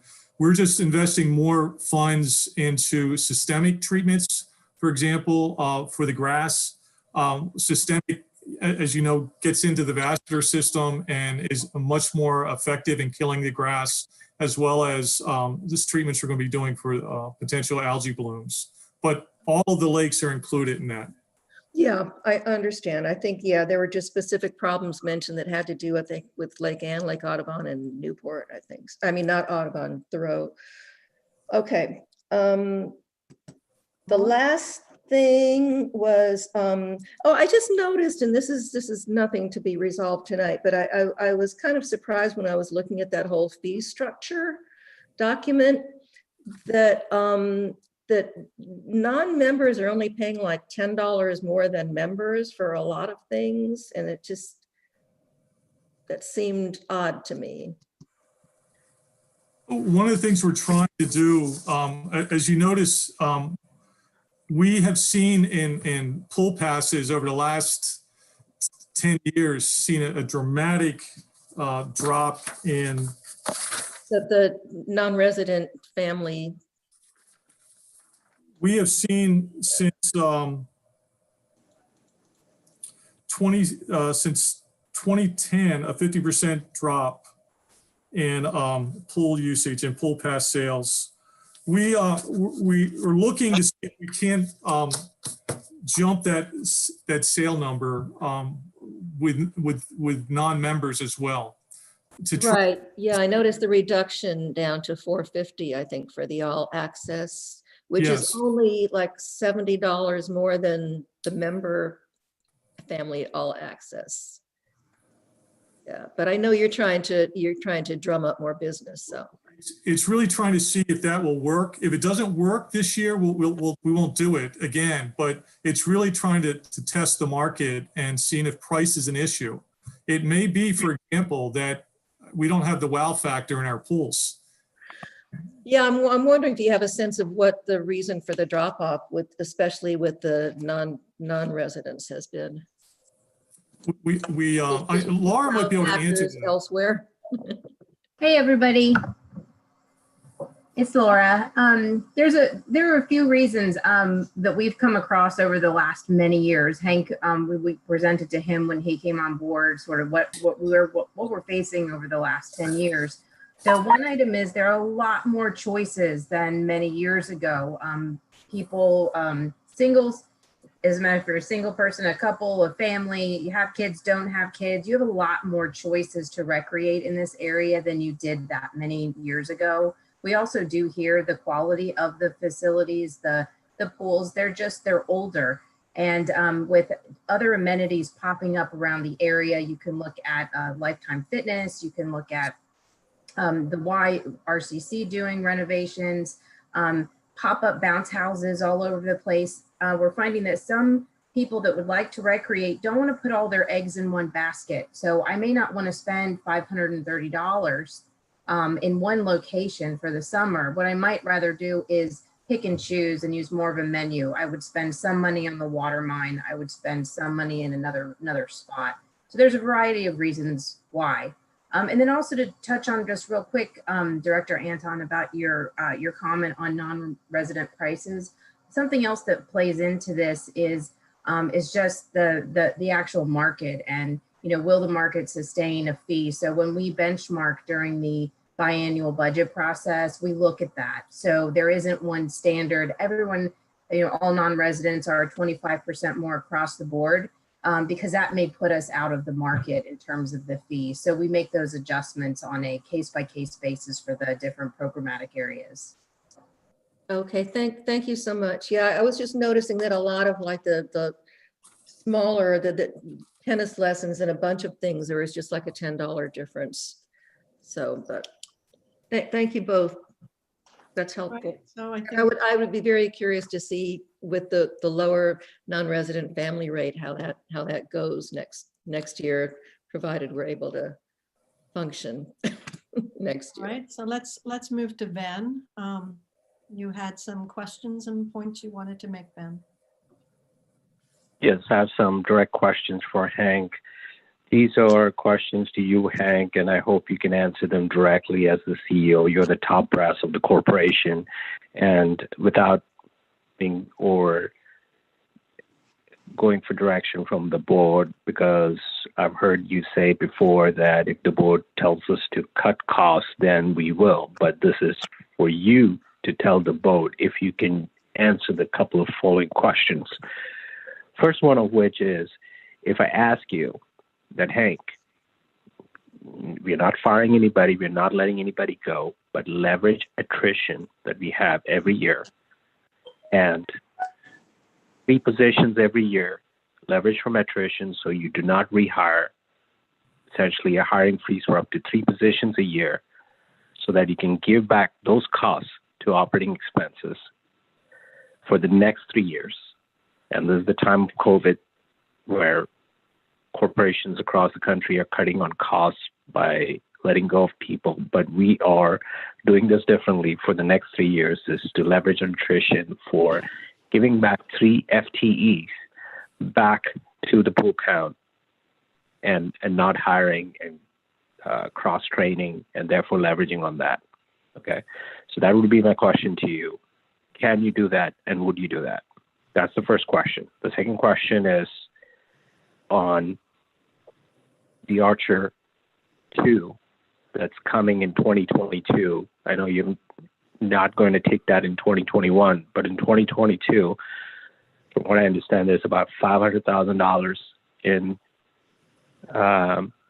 benefits and bonuses and raises that are coming. Is for you to not take that $500,000 worth of Archer 2, because the landscape is very different now than what it was a year and a half ago when there was Archer 2 study.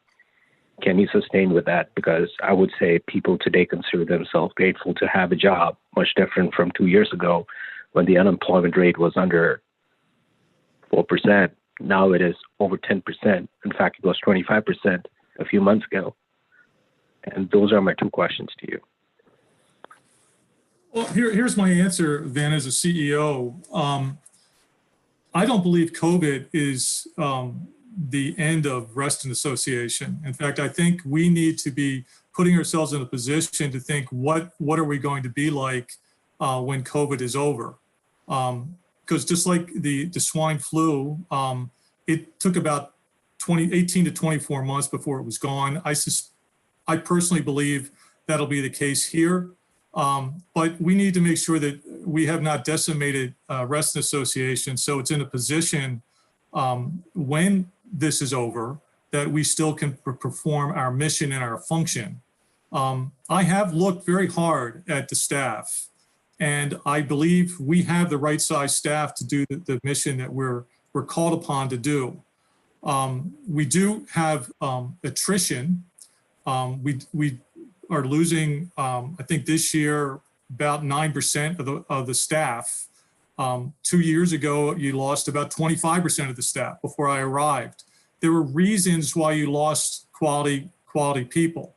And we're trying not to do that now, but by working with attrition and delaying rehires, we're able to manage our payroll. And as we've done this year, we've not only lost about $2.2 million in revenue, we've cut our expenses to the point by at the end of the year, you're going to see a surplus. So I think the staff has done an exceptional job under very, very difficult times. And if I saw where there was a position that needed to be cut, I would cut it. But as from a CEO's perspective, positioning the organization for success once COVID's over with and fulfilling the mandates of our mission, I don't see a position right now that needs to be cut just to say we cut, because indeed we're able to meet our budget and include a revenue, excess over expenses at the end of this year, which I think is absolutely incredible. So on the other side of things, when it comes to the Archer report, that was a study not initiated by me.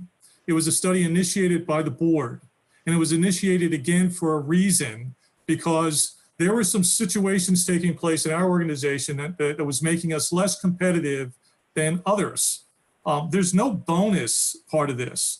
What was outlined for you that adds up to about $550,000 was, if the board in the 2022 budget elects to give merit pay increases, it probably would run about $285,000.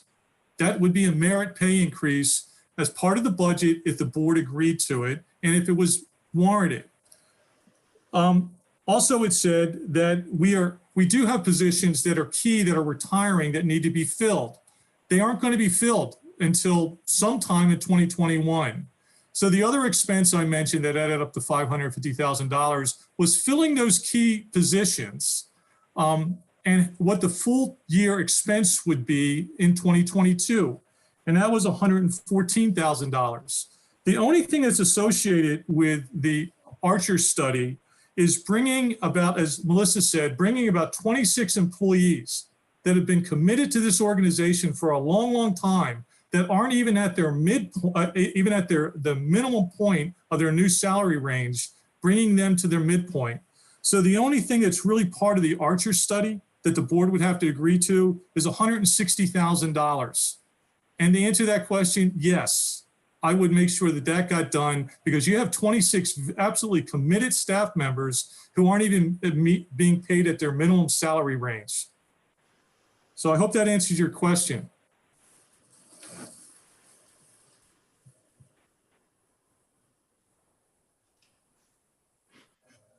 I was on mute. Ben, we can was move that the extent of your question? Yeah, we can. Okay. Any other board member wish to ask a question about the presentation of the proposed budget, the different assessment levels? Bob. Can you, you mentioned, or maybe I misheard, that we have a loss of 9% of staff this year, and yet we were only one person under, fully a full complement of staff.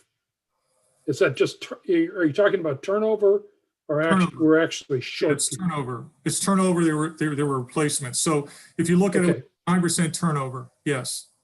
Okay, thanks. That's what I was confused.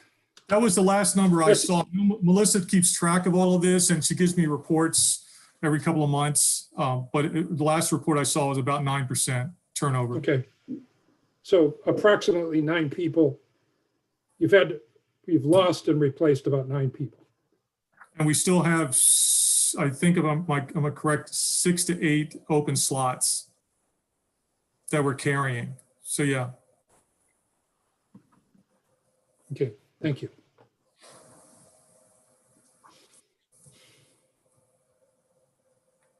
No further questions of Hank? Discussion of, we need to both approve the capital and operation budgets as presented or amended, and as well as the assessment rates tonight. So those are 2 pieces that go hand in hand.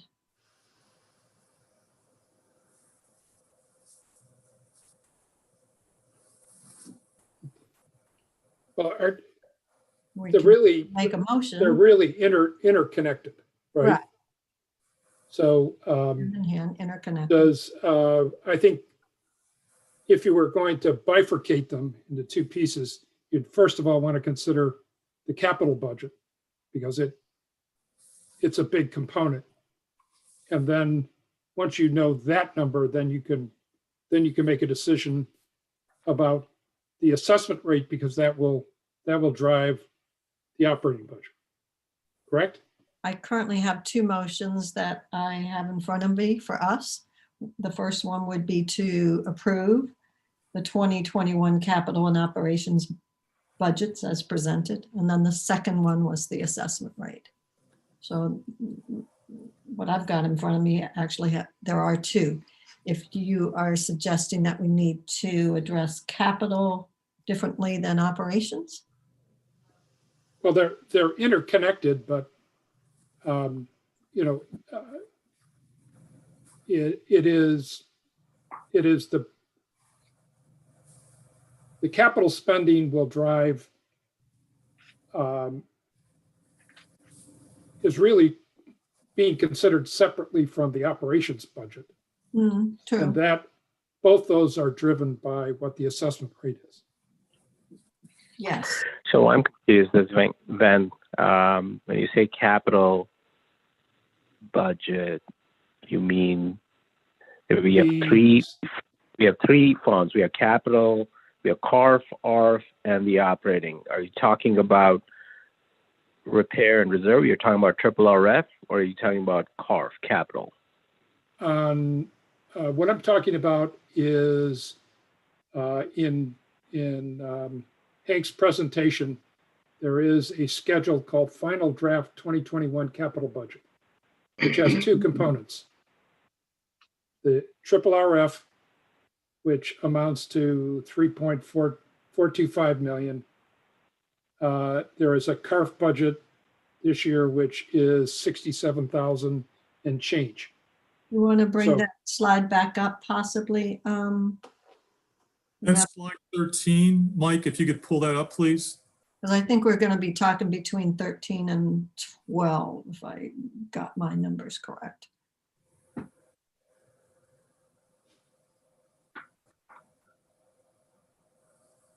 The one before that.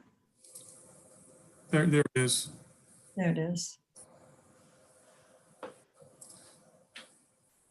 If you look at the RRF budget with its contingency, it's $3,482,435.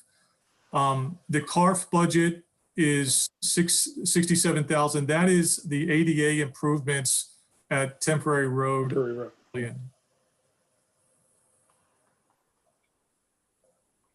It's just a suggestion. I think they are complementary, but I think they drive what the assessment ought to be, right? Yes. Are they not the 7 in your matrix? I think you mentioned having the temporary road ADA, that was about 67, and that required the 718 assessment level. We can do it as low as 714, which is be a $6 increase. Do the ADA improvements at Temporary Road. The 718 would give us a little bit of extra revenue income that could be, as was discussed at the fiscal committee last night, that could be put aside for future discretion of the board, I think is what they were talking about. I think last time you heard me say I used to do a lot of fundraising, and one of the people that influenced me the most he asked me the question, when was the best time to plant a tree? And I think I told you the story, and I told him spring or fall. As a horticulturist, it would be fall. And he said, no, it was 20 years ago. And I think that's what we're looking at as you start to think about some of this additional, putting aside some of this additional funds we know we are going to have serious expenses when it comes to capital issues. Depending on what the next year's board decides for the budget, you do have some known personnel expenses you're going to have to address that are going to more than likely affect assessments. But to address specifically the ADA requirements at Temporary Road Pavilion, we can do that with the assessment at 714.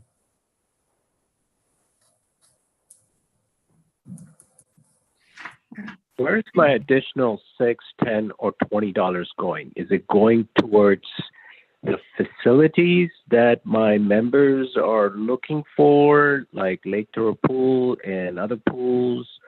Because I want to know where that additional money is going. You said that there's not going to be any salary increases or anything that's got to do with personnel.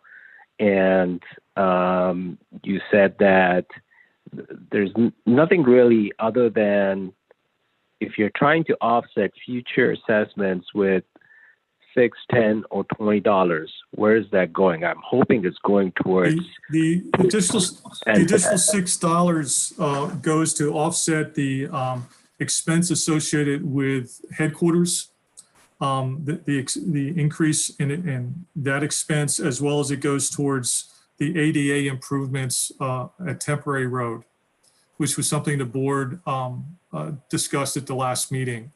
And so we looked into it. It's about $67,000 to do those ADA improvements. And that's where the additional $6 goes. That's under 714. So we have $150,000 right now in car fund, isn't it? How much do we have right now in our car fund? In About car, 84. the If you look What is at- it? It's about 84,000. So why can't we use that 84,000 towards that $67,000 worth of what are you looking for, the ADA door openers? We already have money. Why are we collecting more money when we already have money in our car funds? The car funds are currently committed, and additionally, the funds that we'd be looking to uncommit. I know that Chris and Larry have other expenses. I believe it's with the what's the ballpark you guys are concerned with? Hook Road. Hook Road. The Hunters. Wood. Yeah, they were towards items like yurts and boats and all that. We're not going to do that right now. No, we're not. But Parks and Rec, as I said earlier, as we look to come out of COVID-19, Parks and Rec are looking at how they can generate, as Jennifer pointed out, what can we do to generate additional non-assessment revenue? And those items were put in CARFs back in for the 2020 budget and spent, except for the yurt, which DRB wouldn't allow us to purchase. But those funds, other funds would have been spent other than for COVID. And I know Laura and her team are looking at how to maximize non-assessment revenue, and those funds are planned for. Where are the next $4 going in the 718 scenario? They're going towards covering the additional headquarters expense as well as covering the Temporary Road ADA improvements. Thought that wasn't the first $6. ADA. I'm sorry? I thought the first $6 was towards ADA. I'm talking about the next. So the 714 was ADA. The 718 contains that additional $4 goes towards what? That would, if the board decided they wanted to have excess money towards future costs in 2022 to limit assessment increase. If you look at line number 15, 718, the only thing it adds is additional funding of about $80,000 that would go into the reserve to offset the expense of assessments in 2022. If you go to 728, you would see that it would add about $290,000 to offset increases in assessments in 2022. Why would it go to operational reserve? Shouldn't it go towards ARF which is where we are looking for monies to fix our pools and facilities? I believe fiscal was recommending that if we went this route, that it would go to reserves so that the board had flexibility of where they would allocate. So in the future, if they needed it, they could allocate it to go to triple RF, or if they needed to offset any other operational costs, more than likely not, it would go to, but it would give the board the option of where they allocated the funds to go. Sounds like we need to hear from fiscal. That was discussed last night, and that's, I believe, was the last, was the motion. There was but fiscal that they got new information from you 30 minutes before the meeting that changes their position. I don't think the position is being changed. I know that they said not to have the assessments go more than $20. There were some members on the fiscal committee who understood why it maybe made sense to increase it. As I said, my initial budget was flat and can remain flat. However, if you want to do the ADA improvements at Temporary Road, I'm suggesting that we need to take it up to 714. And that would also help us offset the additional costs associated with the lease. Since we're taking the book value of the lease and not the actual value of what the lease is costing us this year. That's an increase of about $480,000. Yeah, that you guys dropped the ball on that. We negotiated a really good lease that was supposed to be offset across the years, but now that money is missing, we don't know where it got. I don't know what money would be missing. I really, if you know of money that's missing, please let us know. All of us are on the call and we could address what money is missing. We know how it's allocated. We negotiated a better lease than it was that we had already. And now we are talking about lease being the reason for assessments going up. And that's what is missing, is because the money was not properly attributed to these costs, but was probably attributed to some other line of operating expense, because of which now we're talking about. That's just bogus to say that the assessments are going up because of lease increases. I was in the lease negotiation committee. I don't think that the point wasn't that the lease has gone up. I thought it was an accounting issue on how we were addressing and applying. It's actually was recommended by the fiscal committee. Our lease expense for this year is about $426,000. It's about $495,000. The total expense would be $921,000.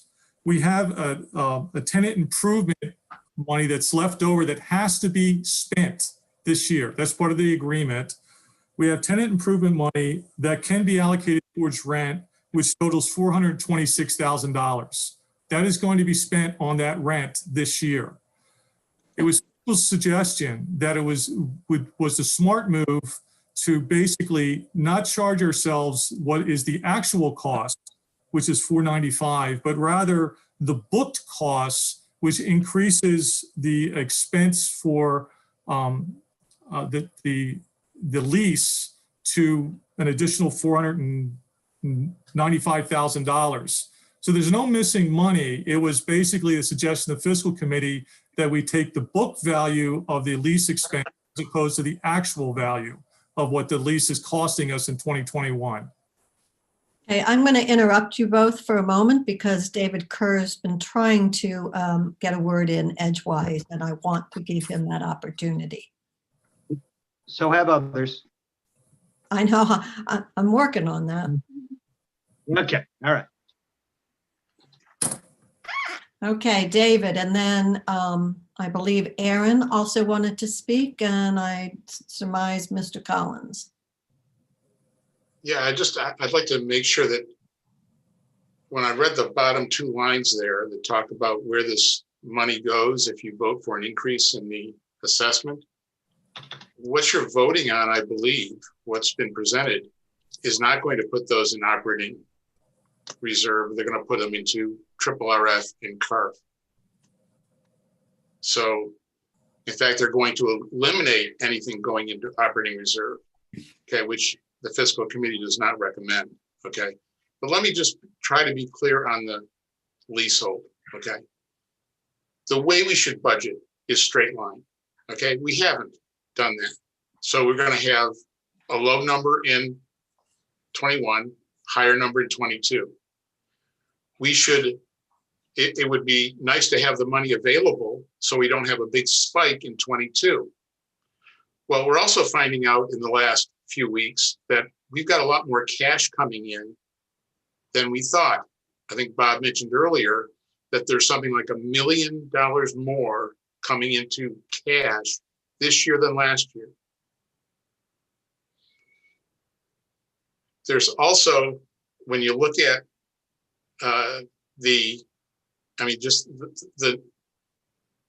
so we were trying to say, let's spend the money on lease improvements in 21. We were saying we should have cash available so that we can offset the assessment somewhere so we don't make a big jump like we do with Triple RF every year, okay?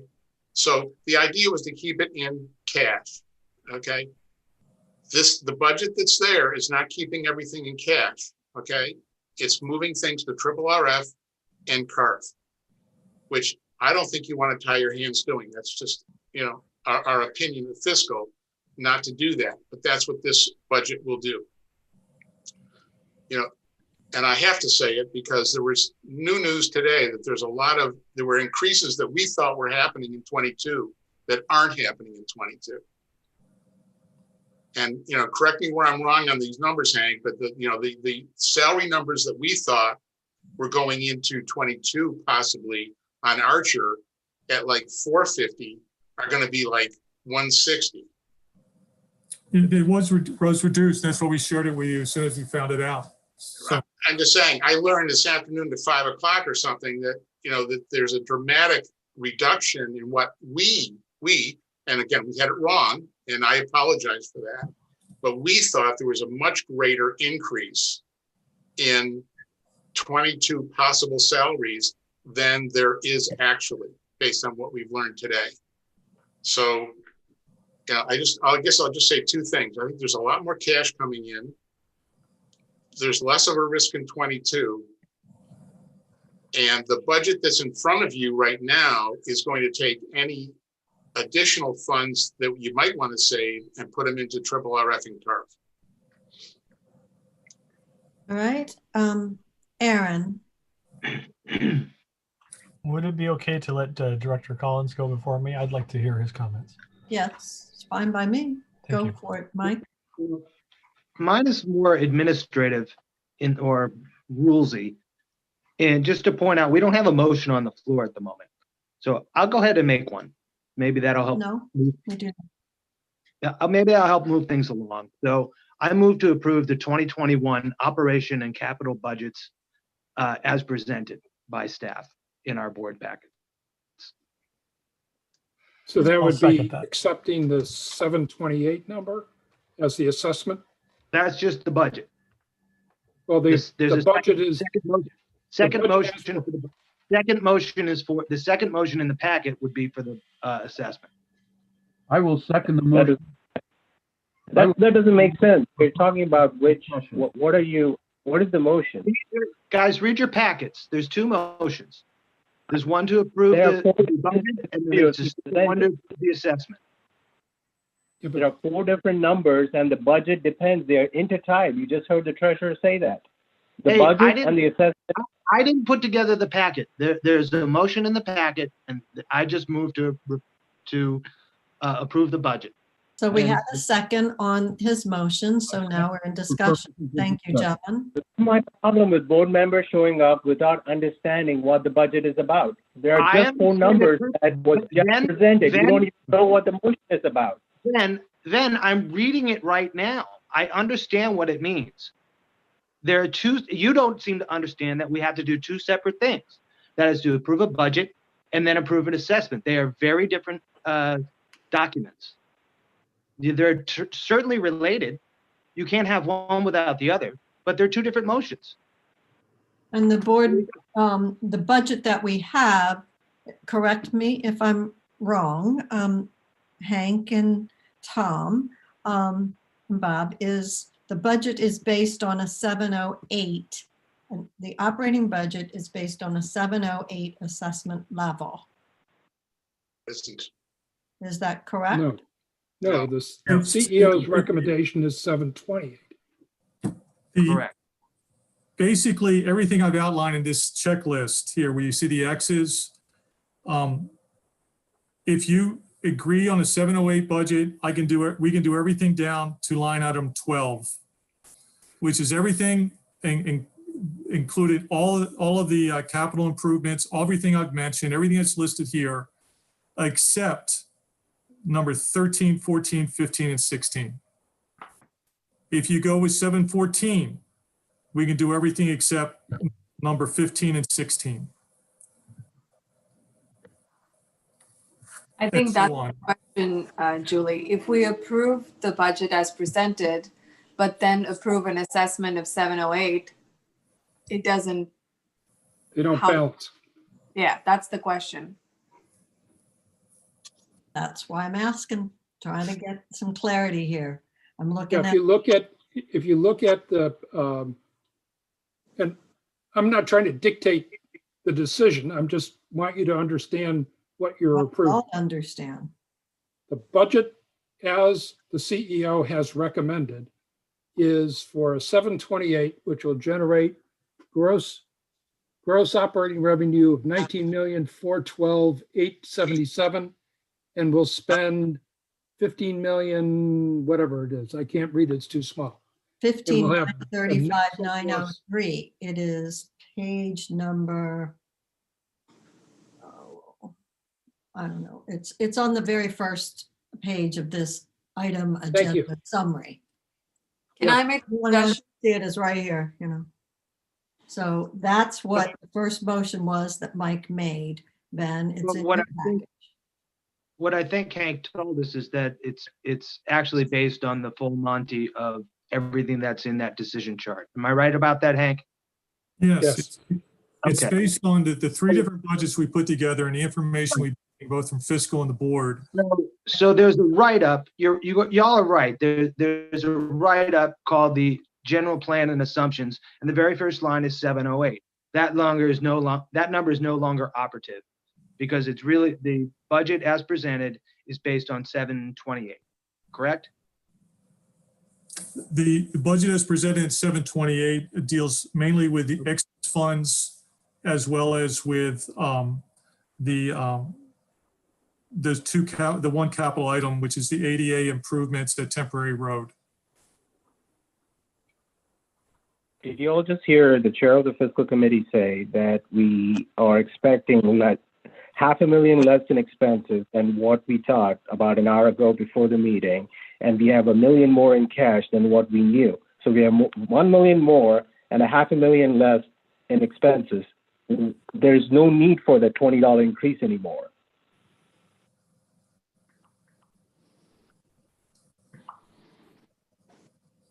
Explain to me, one of you who's proposing the increase, why do we need that $20 when you just heard that we have $1 million more in cash than what we thought we had, and we're spending $500,000 less than what we thought we were going to spend? Madam Chair, Yes, John. if my colleague Ven's assessment is right, that we come up 1.5 million better than we had anticipated, that does not mean that the budget is wrong. It means that we have other monies from which to fund the budget. So Mike's motion could still stand, and what we have is an ability, if the 1.5 holds true, we have the ability to fund that budget recommended by the CEO with something other than merely assessment. Exactly right. Yes, two different things: funding and budgeting. They aren't the same. If someone wants to do the math and decide how much we should set the assessment at based on the fact that supposedly we have $1.5 million lying around, be my guest. Hank, I do have one question for clarification.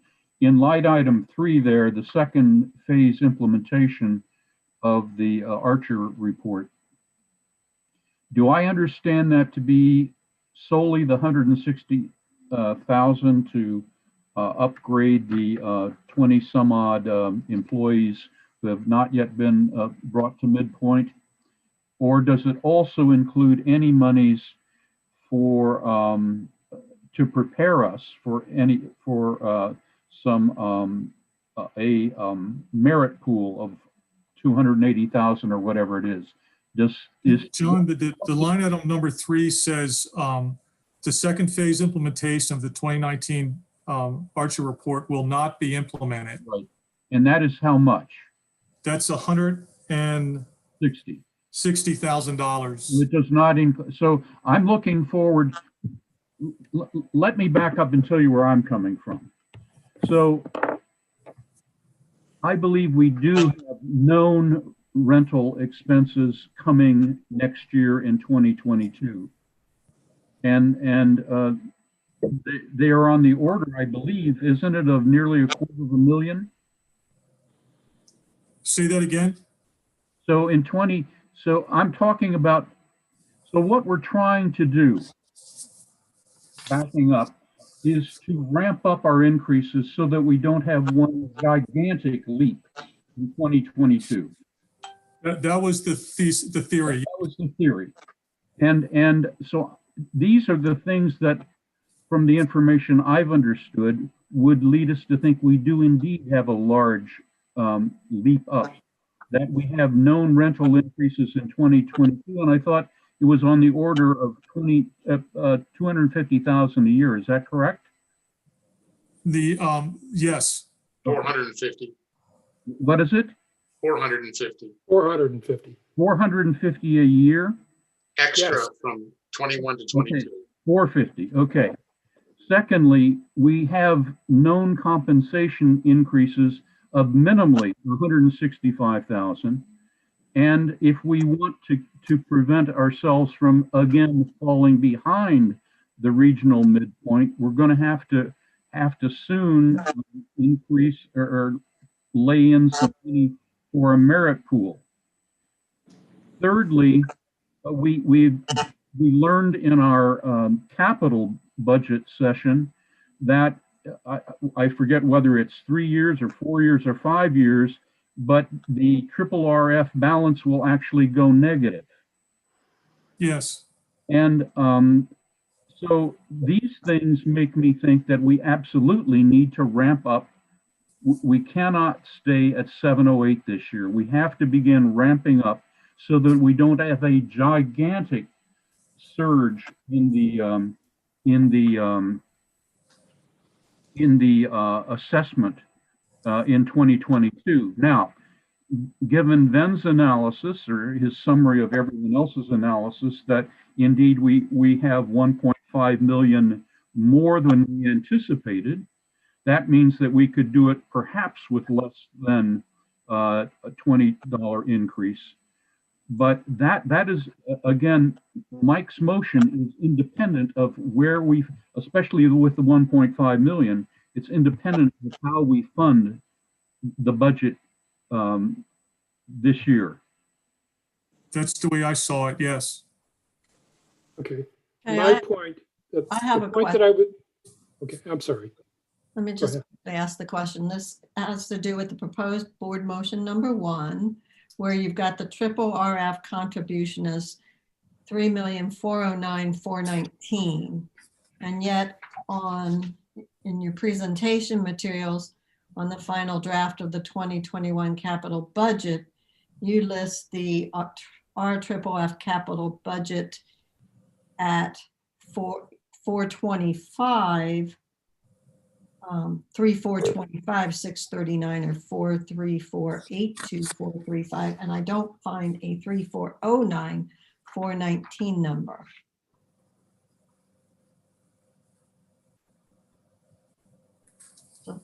So I have a question about what number were you thinking that RFFF would be? Is it a different number than I thought? And then I have another question that I'm trying to clarify where this quote unquote 1.5 million is. Because in the board packet with the RA 2021 budget general plan assumptions, there is a statement there are no staff merit increases for 208,500. And then another bullet down below, it says the second phase of Archer is 445,960. And yet somewhere in tonight, we talked about staff merit being 205 or 208, maybe that number's the same, but then 160 instead. So can somebody jive these? Melissa took a hard look at those numbers based on Dave's request this morning, and we discovered with the 445, the midpoint, that we could do it at a much lower amount. So that number has changed in the board general plan assumptions. And that's changed to 160 or? It changed to 114,330. It's 160, Hank. 160, I'm sorry, 160. Okay, well, that helps me make that part jive.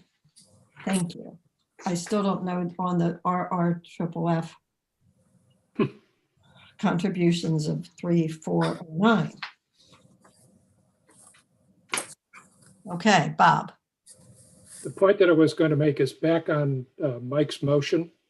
If you take assessment and related revenue and you deduct operating budget, you come to 3,476,974, which is based on a $728 assessment. That's what the point that I was trying to make is this motion is based on a $728 assessment. So that everybody understands if they vote on this and it passes, that's what the assessment will fall out at. The triple RF contribution, you got to go back to, damn it.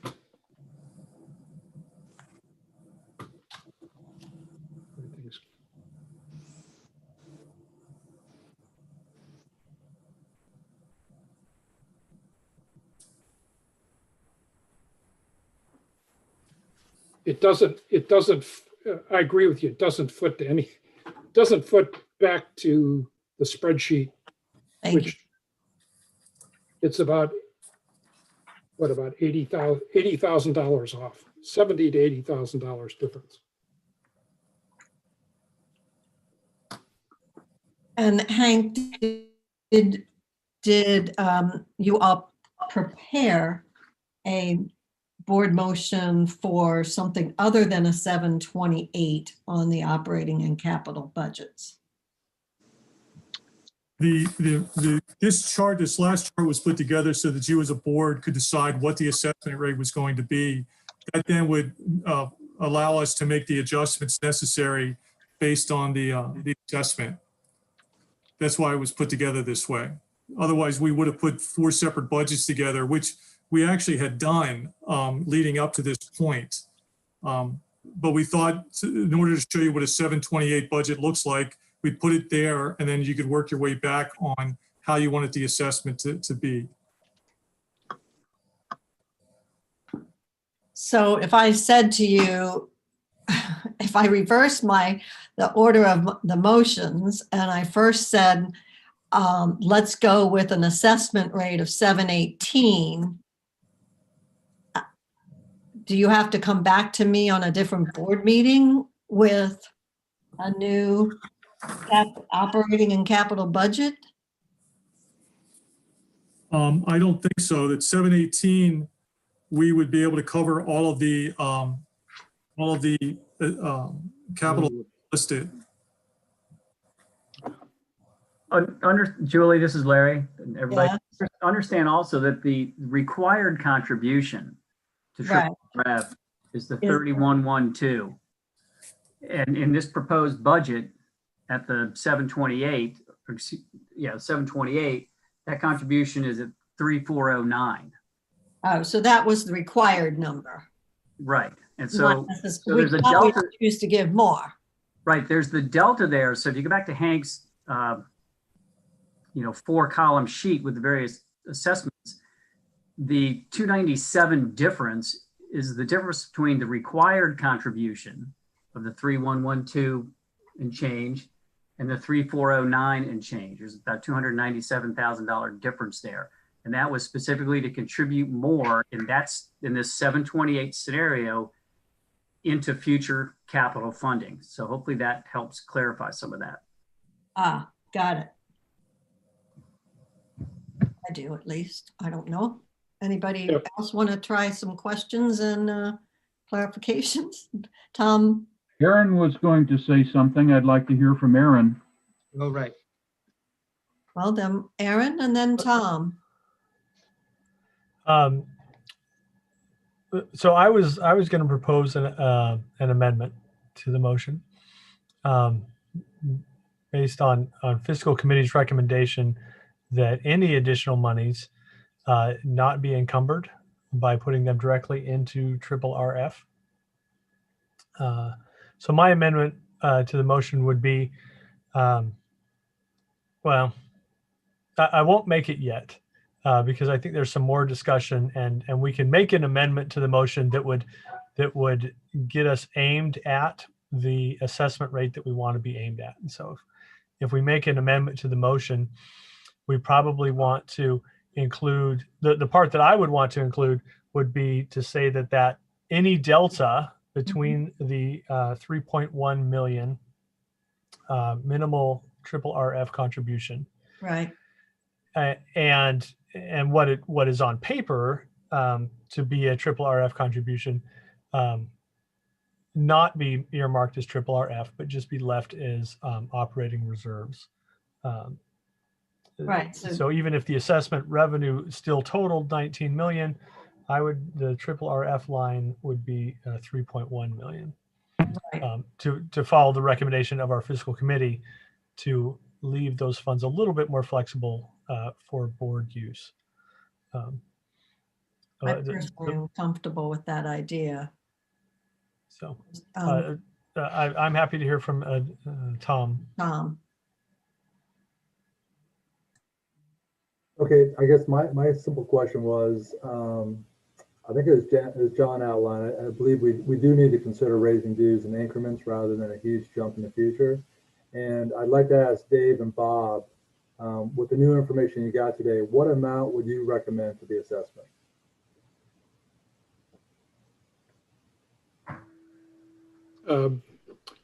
I'll go first. And for let me first of all say things have changed as a result of differences in the cost of implementing the Archer report that were substantially higher as of last night than they were today.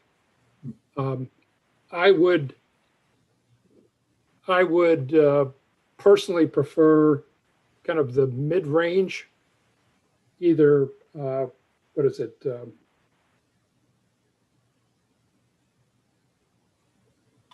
Sorry for being slow with this. 714 or 718. 14 or 18. Yeah. I don't think, as has been suggested, that we have enough information to increase it beyond that.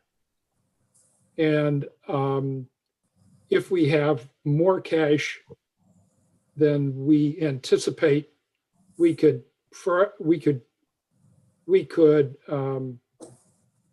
operate comfortably at 714 and probably could operate adequately at 708, going back to the original premise that we started out the budget cycle with, to keep the assessment flat. But I agree with Aaron and John, yeah, and Dave and everyone else that at some point, we could see a sizable jump, and maybe none of us will be on the board at that time, and we'll be cursed by our future board members for allowing this to happen. So I would lean at 714. That, you know, that's my number for the reasons that I mentioned. So if we were looking, When I responded to Hank today, when I got this, I made the comment, gee, maybe we could hold ourselves to 708.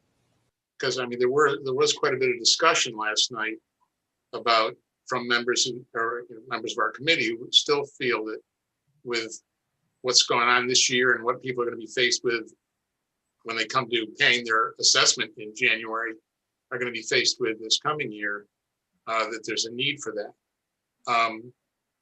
Now, again, I'm speaking as one person tonight. I don't have the fiscal committee group to either back or not back what I'm saying. So that's a bit of a caveat there, but I would certainly keep it lower than the 728.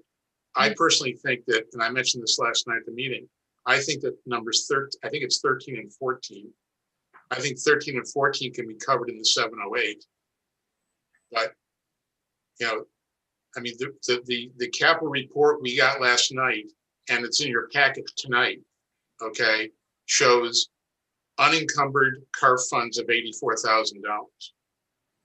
Not my number, it's in the report that says they're available for future use. So can I also, interject on that? That 84 number is incorrect. We had parked that over there because transfers had not been done, and that was my mistake. Okay. We took a hard look at it today. That actual number is only about 30,000. Okay, I appreciate that, Tom. And the other comment we made along those lines last night was things like yurts that aren't going to happen yet. Okay, there's monies available. Also, just another thing, we've had $379,000 of favorable RRF spending this year so far. That's a good thing. Okay, so the budgeted projects that Chris and his team are working on have come in under budget, and those funds are available at some point. And all that means is there's a little extra cash sitting in RRF. So amongst those things, I think that 708 could be done, 714 could be done. I need to say one thing just in case you get to a vote, okay? Between the numbers of 3112, which is the original RRF, and the 297 that was just mentioned, the additional RRF that's in the request for 728. If you vote on that by resolution, the 297 needs a 2/3 vote of the board, where the 3112 needs a majority vote of the board. I believe that's the rules. mm-hmm. Because the 297 is above and beyond the 10-year average funding rule. Right. Thank you. So if the proposed board motion number 1, if the RRF was changed to be the minimum of 3112, back I think to Aaron's point, and I support the idea of there's any extra funds generated above the 708 that are that they be, I think the word you used was unencumbered, but I think that they need to be not so obligated into the rules that restrict how we do and use RRF money and CARF money. And that does at least address the majority vote versus the 2/3. I want to point out, I feel like we're quibbling over $4 between 714 and 718. When I look at $4 in a year, that's $1 per quarter.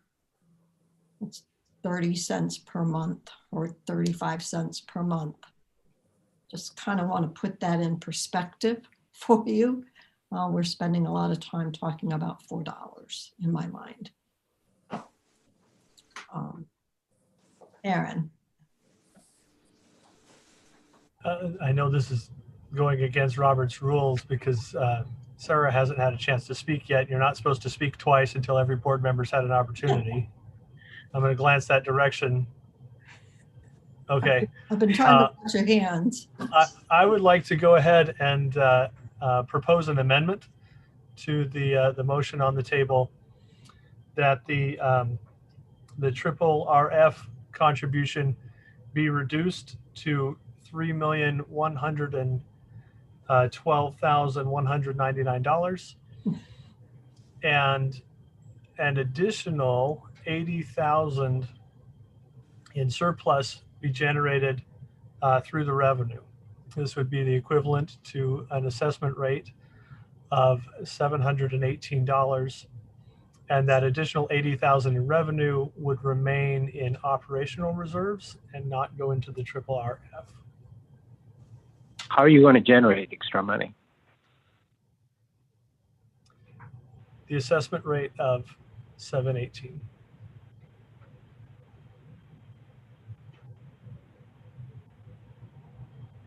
I'll second the motion.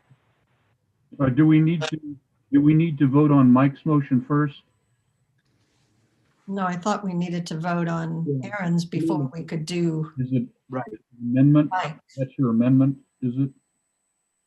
I hope Tony's on so he can keep us to the straight and narrow on that. You got it, I'm Julie. always here. All right. Aaron's motion first, that you were correct, Julie. Does That is right. Then I would like to make a motion to keep the assessment at 708 if somebody wants to second me. Different. That's not germane. We're still working on the operating and How is that different? because you're making a motion on assessment and we're discussing the capital operating and capital budget motion. Same thing. Your motions don't make sense because how can I set away 3112 or whatever is the number in capital reserves? How am I going to arrive at We could get a a budget loan. that's tied to the assessment? We could get a loan. We could use reserve funds. All kinds of ways we could do that. None of that It's are in the proposals tonight. We have to pass the budget tonight. That is correct. And we have a minimum requirement of 3112, whatever the other 4 digits were on our triple F. It is a Aaron is- percentage of what we collect. If our collection is lower, then that number would be different. The motions are at odds, so unfortunately, Director R, at this point, it's an improper motion. If Director Webb's motion is defeated or rescinded by another vote, but Director Webb was first in line, so at this point, your motion just is inconsistent with his motion. Madam Chair, I seconded Director Webb's motion, so. Yes. Tony, a point of order I want to understand is you're saying that it's okay for having a motion while another motion which Mike Collins made and Aaron Webb can make a motion that can be seconded, but somebody else now cannot make a motion that can be again seconded? Don't we have Right, a so- motion that's on the table before we can address a new one? So if I may respond, Director Webb's motion modifies Director Collins's motion and takes it to point A. Apples, if you will. Your motion argues oranges as an amendment to Mike Collins's motion. So they're inconsistent with each other. Director Webb being first in line gets his amendment voted on first, whether it passes or fails. And then if it were to pass, your motion would be appropriately be to rescind that motion and then to make your motion. If it fails, then your next move would be to make your motion. But if I made a motion instead of assessment to talk about budget line items, then it'll be in line with what Aaron Webb said. Correct? And then you'd have to address the fact that that amount of money does not fund the budget. So what would you take out of the budget in order to achieve the 708? It does. Everybody's talking regardless of what the numbers are. They're not paying attention to numbers. They're just making motions. So my question to Aaron, my question to Tony is simply about making a motion to just rescind the other motions that just do not make sense. Nobody's keeping numbers in mind while making motions. So I'm going to make a motion to override that motion to backtrack to 708. Okay, I'm getting. I think we could settle this by taking a vote, and if it's voted down. I agree. We can entertain your- All right, so I would like to try to restate Aaron's motion so that we understand what it is we're voting on, unless Aaron would like to give that a go. I would be happy to. Go for it. I did see Sarah's hand up. I don't know if that was just a Oh. comment. Would you like me to restate first, or?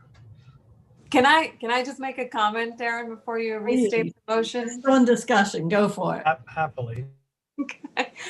So we've heard from Hank saying he can make 708 work. We've heard from a member saying 708, please keep it at 708. We just heard our treasurer and fiscal say 708 or worst case 714. So I don't know. It's kind of odd for the board to be forcing it to be a higher number than the people dealing with the finances. So that's just where I stand. And as a member, if For the record. Sorry, I thought you were done. Go ahead. As a member, if we can keep it lower, obviously we want to push for it. So that's just my comment. Thank you. Okay. For the record, I haven't said anything about what I think the assessment level should be. So let's just keep our eyes on the ball, guys. If someone wants to adjust how we spend money, great, go for it.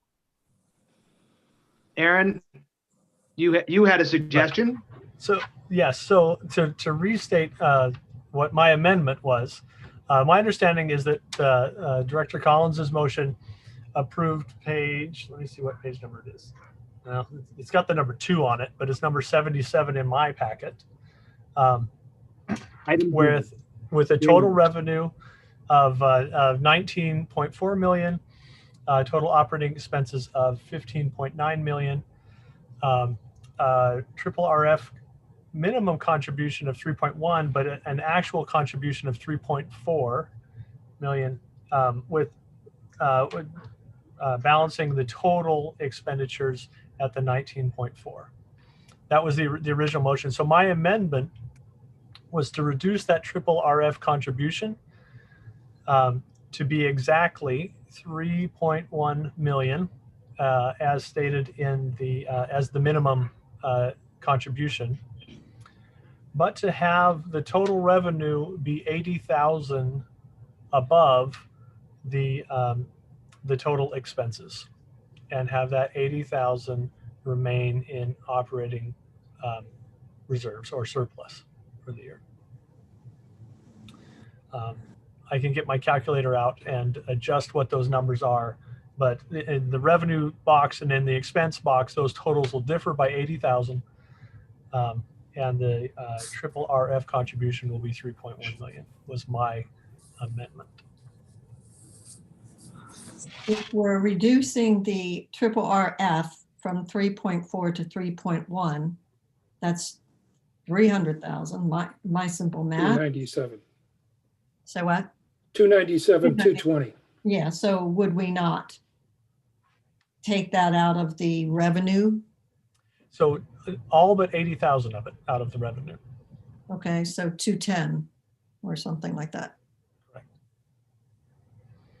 And that positions this to be fully funded by a 718 assessment, if that's where we go when we get to that discussion. And for discussion point, my reasoning behind it is hearing from Director Mooney and Tom, and looking at this jump coming up. I see the $10 increase in assessments as smoothing that bump that's coming. Bob, you started to say something. I agree with Aaron's logic, not whether I'm going to vote for it or not, but the only numbers that are going to change on the budget from the motion, if you look at page 86, where you've got the two budget columns, we will be able to completely meet the capital projects budget. Mm-hmm. We will be able to set aside, we will be able to transfer to RRF the 3.1 million and change. And what will change is the excess will be about $80,000. Uh-huh. And the only number that will change above is the assessment revenue, which will be dictated by 718 versus 728. Got it. All right. So are we ready to vote on Aaron's motion? I'm going to take that. John says, yes, we're ready to vote. Okay. All in favor of Aaron's motion? Okay, I see aye from Mike, Julie, Aaron, John, Karen, 1, 2, 3, 4, 5. Nays? Nay from Ben. Nay from Ben. Sarah? Was that a nay from Tom?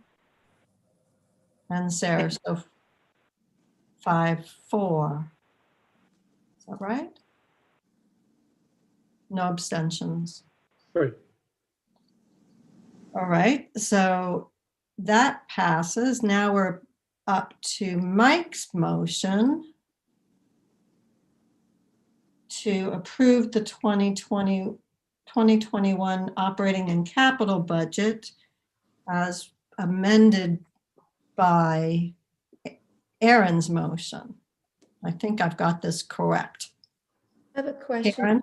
Just going back to what Dave said a few minutes ago about the 297 delta between the required CARF contribution and what it was originally set at, needing a 2/3 vote. Does that apply to what just happened? I believe I sidestepped that by stipulating that the excess go into operating rather than into RRF. Oh, okay. Thank you. And it was on the Yes. RRF. On the RRF, yeah. Okay, so on to Mike's motion. Move to approve the 2021 operating and capital budgets reflective of Aaron's motion, which changes the RRF contribution to the minimum of 3.112 . And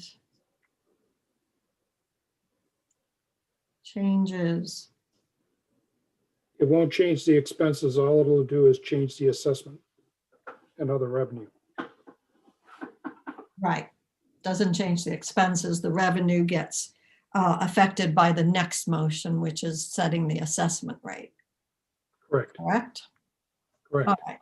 All in favor of the motion on the floor? Aye. I see aye from Mike, Julie, Aaron, John, Karen. Do I have any nays? I see Bob, I see Tom, I see Sarah. Nay from Ben. And Ben, so that's 5-4. I believe that passes, that we do not have a 2/3. You don't have an issue because there hasn't been a change. You adopted the minimum. So there isn't a deficit or a surplus that you have to deal with. Okay. That's motion number 1. We're now on motion number 2, which we have to fill in the blank. Move to approve the proposed amendments to Assessment and Finance Resolution 2, assessment rates and collection procedures, thereby establishing the proposed base of 7XX for the 2021 annual assessment rate, as well as the installment plan fees, collection fees, and respective due dates for 2021 as delineated in the amended ZA of Assessment and Finance Resolution 2, assessment rates and collection procedures. For simplicity, I won't read the whole motion the next time. We'll only address the rate. So we need a motion for a rate that fits into. I would like a motion. Can we have a brief discussion? Well, we need a motion so we can have a discussion. Okay, thank I you. don't have a motion. I'll make a motion for the assessment to be 708. Is there a second? Seconded by Sarah. Discussion. Okay, Bob. What I was going to say is based on the decisions that you've just made, and assuming that you're not going to change how we are going to fund expenses, revenues, and capital projects, what is going to fall out of that is a 718 assessment rate. That's just the way the numbers flow. So It's like, we've already done it. We just have to make it. yeah, you just have to formalize it, is what it comes down to. I guess it could be funded through some other way, right? If the difference between a 718 and a 708 is $10, and there's roughly 20,000 households. 200,000. If that's easy math, that's $200,000.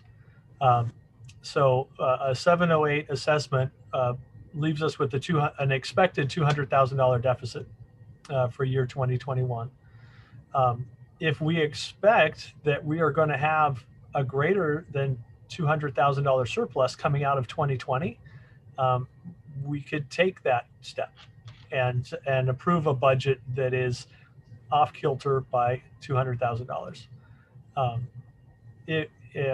We could approve 714 and just miss it by 80,000.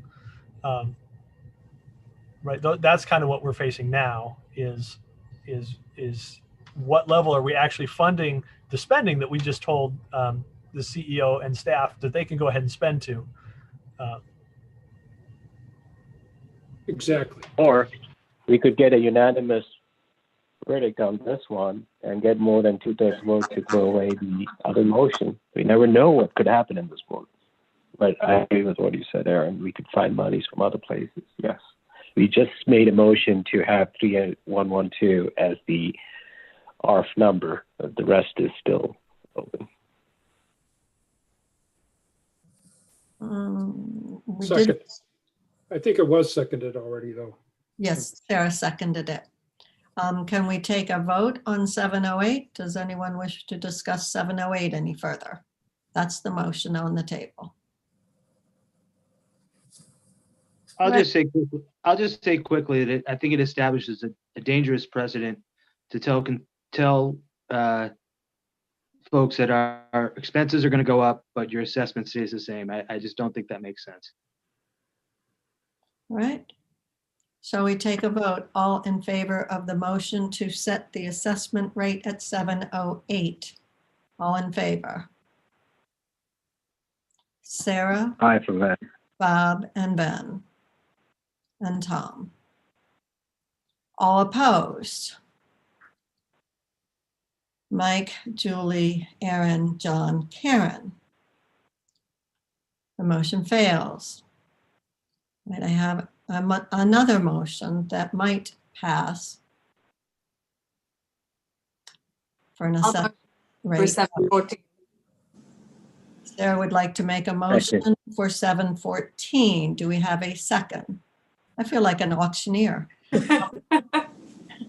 Do we have a second on 714? Second from Ben. Yeah. Second from I Ben. Any discussion? I just wanted to say something that across the board, there are no increase in expenses. So I just wanted to lay that out for the record that there's nothing as per the, just so that the board understands that there's no increase in expenses, and therefore was the motion earlier that there's no need to increase the assessment from 708. But now we are at 714, and therefore we have given $6 more than what we need to towards the assessment.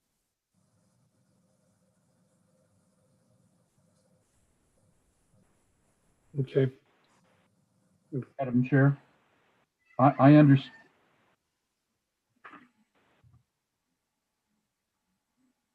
Can you hear me? Now I can. Sorry, somehow I got muted by the host. Madam Chair, I Tired understand of my me. colleague Van Eyer's position, and I agree that we don't have additional expenses this year. What moves me toward this is the anticipated steep increases over the next several years. And I want to ramp up the rate beginning now. Madam Chair, point of order. Yes. Carla, we require a motion to extend the meeting. Oh, all right, we're going to take a station break, network station break, and vote for an extension to the meeting time. I would like to move that we extend it to 11 p.m. Second. Bob seconded it. All in favor? Aye. Aye. Thank you. I have a question to the board or to legal on this matter.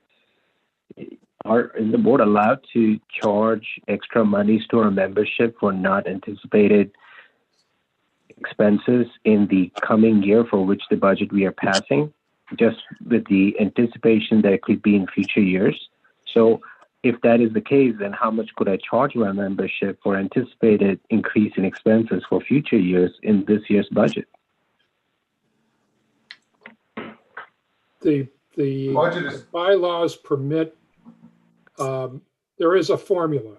And if I remember correctly, for 20 or 21, it was $855. So we're substantially, or $845. So it's substantially less than what we propose. But it's based on consumer price index, and then it's inflated over time. 93. Thank you. David. There is a statement in our bylaws that says that you can, just like we do with capital, the 10-year average. Okay, you can anticipate known costs and put them in and put them in your budget. So it's clearly recognized in our bylaws to be able to do that when it's known expenses, like the lease.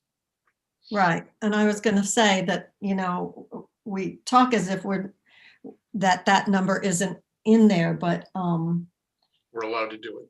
But we're allowed, and that comes into play at 714 is where the recommendation was how fiscal recommended that we address the lease costs. That comes in at 714. All right, Karen. I just wanted to remind folks that I think it was 2017, the board actually reduced the assessment. And in 2018, we had to deal with that, and it wasn't fun. So, I mean, you can't just look at one current year, I don't think. And I believe somebody said last night at fiscal that we could actually be charging 745 or something in that range, based on whatever. Anyhow, Any we could more maybe- discussion on 714? Right. This is Mike. I think we're nickel and diming. That's what I this said year. about the $4. Yeah, exactly. We're nickel and diming, but we're going to be, for lack of a better word, dollaring in the near future. We already know that we're going to have $500,000 in expenses to get our employees up to par. We know that we're going to have pools coming online, and we're looking at having to plunk our members with those amounts next year, and then wait till the emails that you get, as opposed to garnering, making a dent in the future now with $20. Right, going from 708 to 718 is $10. I would go to 28. I would go to 728. I would go higher, but 728 is. Of course. comfortable. I would like to see the 718 number. All right, we have a motion that was seconded for 714.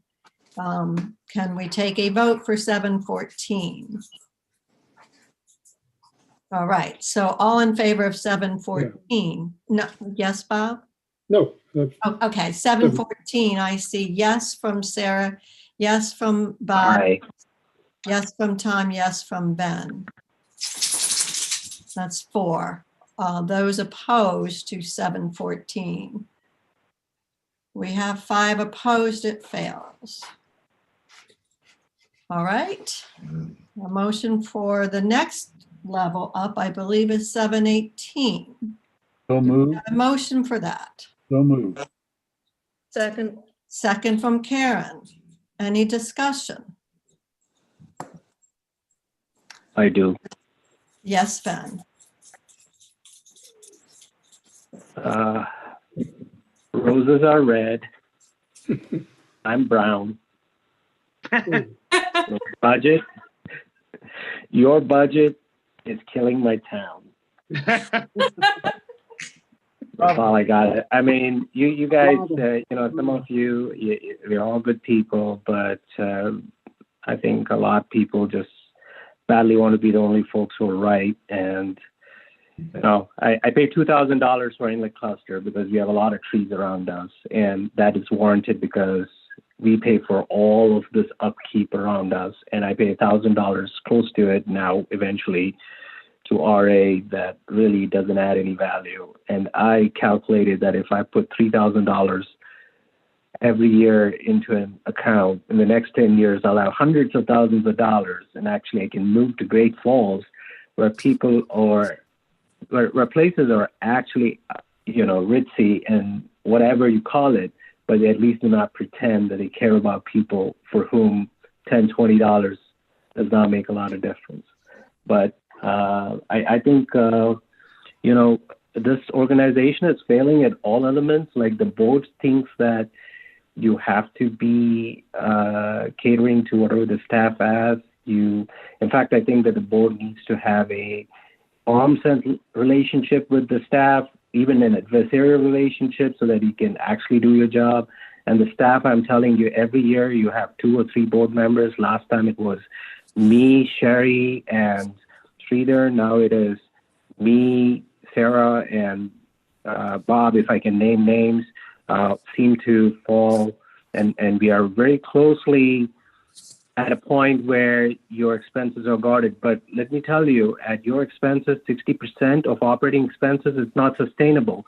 Very soon, there's going to be a board that's going to make up that difference of 1 or 2 board members who are going to start cutting costs. And when it happens, it's going to come crashing down. So you should make this sustainable.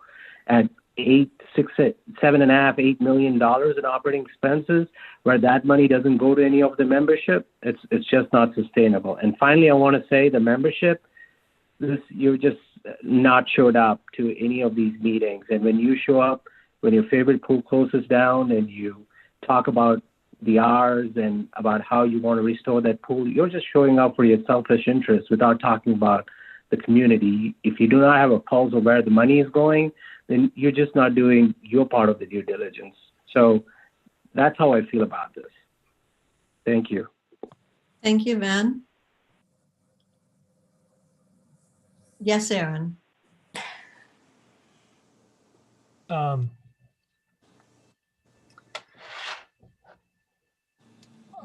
would like to respond to Director Ayer's comments. I think we are listening to what the community wants.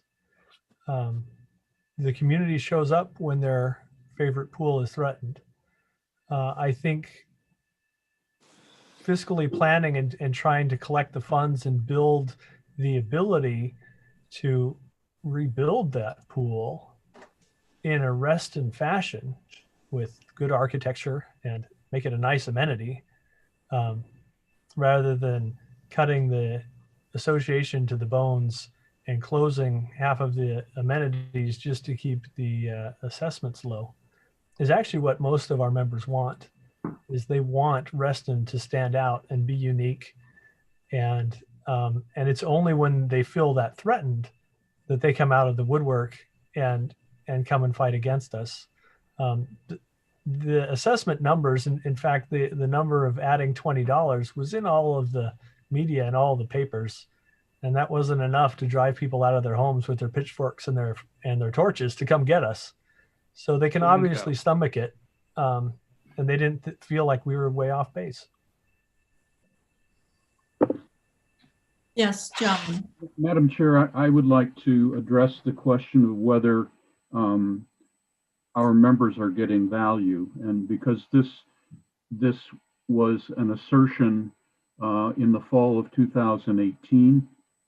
And I want to say that I believe that indeed the members do get good value, which doesn't mean we shouldn't always be trying to improve the value ratio of benefits over cost. We must do it all the time. And we look to Hank to improve that ratio all the time. But they do get good ratio. We salvaged and celebrated a pool program this year in the midst of COVID that won a lot of praise.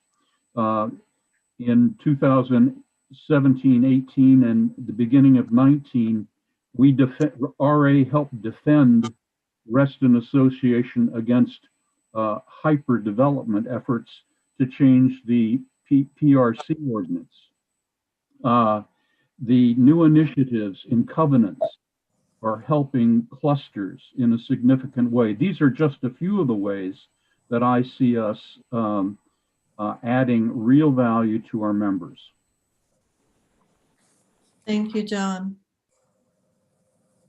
Any other comments? Or frankly, we do have a motion on the table, yes, to go to 718. I don't think the motion was ever made on 718 specifically. I think John made the motion, didn't he? And Karen seconded it? When Julie asked for the motion, I moved. To 18, and we had a second. Is that the one I seconded? Yes, and you seconded, right. Okay, sorry about I that. apologize. All in favor of the motion to set the assessment rate at 718? Tom, Nay from Ben. John, Aaron, Julie, where's Mike? Are you for 718? I can't hear you talking. Mike, just raise your hand or say. All right. Where are we? I'm 718. reading. Are you good with 718? I know. What's the vote tally? Oh, we have Julie, Aaron, John, Tom, Karen. You're voting on. Would you like to be 6? I would like to be nay. You would like to We'd be. like to be nay. So, okay. All right, so how many nays do we have? We have Bob. Nay from Ben. We have Sarah, we have Ben, and we now have Mike for 718. All right, it passes at 718. Okay. That concludes item J. J. And we are now on Land Development Comprehensive Plan update. And I'd like to ask Shalice to please put the PowerPoint up, please.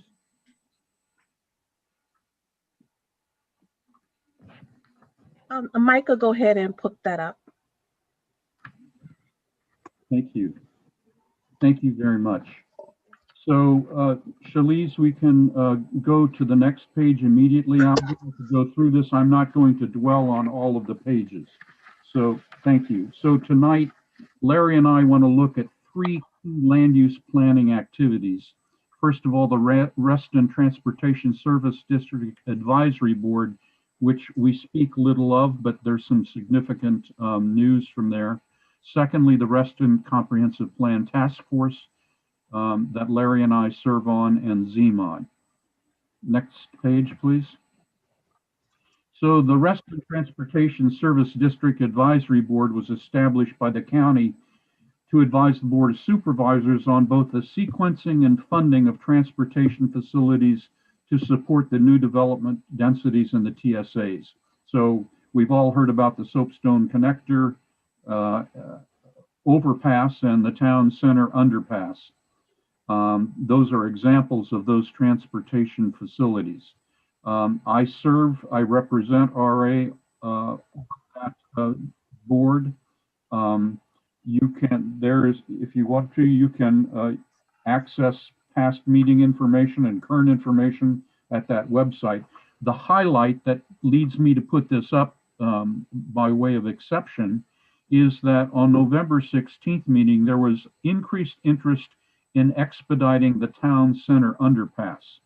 So there are several astute members of the community who have suggested that the Town Center underpass may be more important for us than the Soapstone connector, the overpass.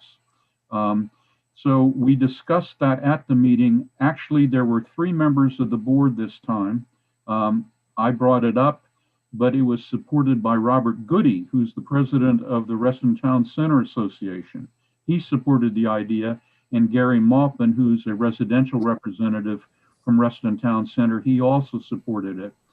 When I suggested that we might switch funding from, temporarily at least, from the Soapstone overpass, Soapstone connector, rather, I was informed by Tom Bashadny, and I believe this because I know the background, that it's not possible to swap the current funding from the Soapstone connector to the Town Center underpass because it's earmarked money, and if we try to switch it to something else, we will lose it completely. But there was clear interest and a promise to look into finding ways to expedite the Town Center underpass. Next slide. So I'm not going to dwell here. We're moving now into the Reston Comp Plan Task Force. There's background here. Shalice, please, the next slide. These are about the meetings. So I give this so that people have this reference available to them if they want to dig deeper. Next slide. RA's participation. You have that Larry and I represent RA on this. We have regular land use coordination meetings. There's an RA website where you can get more information about it. There's also an RA email address, landuse@reston.org, where you can send Larry and me your concerns about the comprehensive plan revision. Okay, next slide. Now this is the important slide. So the current key activities are, about 2 weeks ago, Supervisor Alcorn decided to try to expedite the task force's productivity by working with working groups focused on special issues. The first of which is the Transportation Connectivity Working Group, which I chair, and we met earlier this week. There's other important recent or current activities, we began discussion of Village Center redevelopment at the November 9th task force, and that will continue at our next meeting on November 23rd. Also on November 23rd, we will begin to discuss population limits for the Reston area, and we will continue conversations on transportation and possibly village, and it's now, we just got, since I devised the slide, it's been announced on the agenda that we will indeed talk about Village Center next time. The other thing that's probably going to be coming up soon, which has been a very sensitive issue for RA, is the part of the comprehensive plan about the redevelopment standards or the redevelopment requirements for residential neighborhoods like St. John's Wood and Charter Oaks, and also discussions of public open space. So I want everybody to know that these very sensitive topics are now being dealt with eagerly.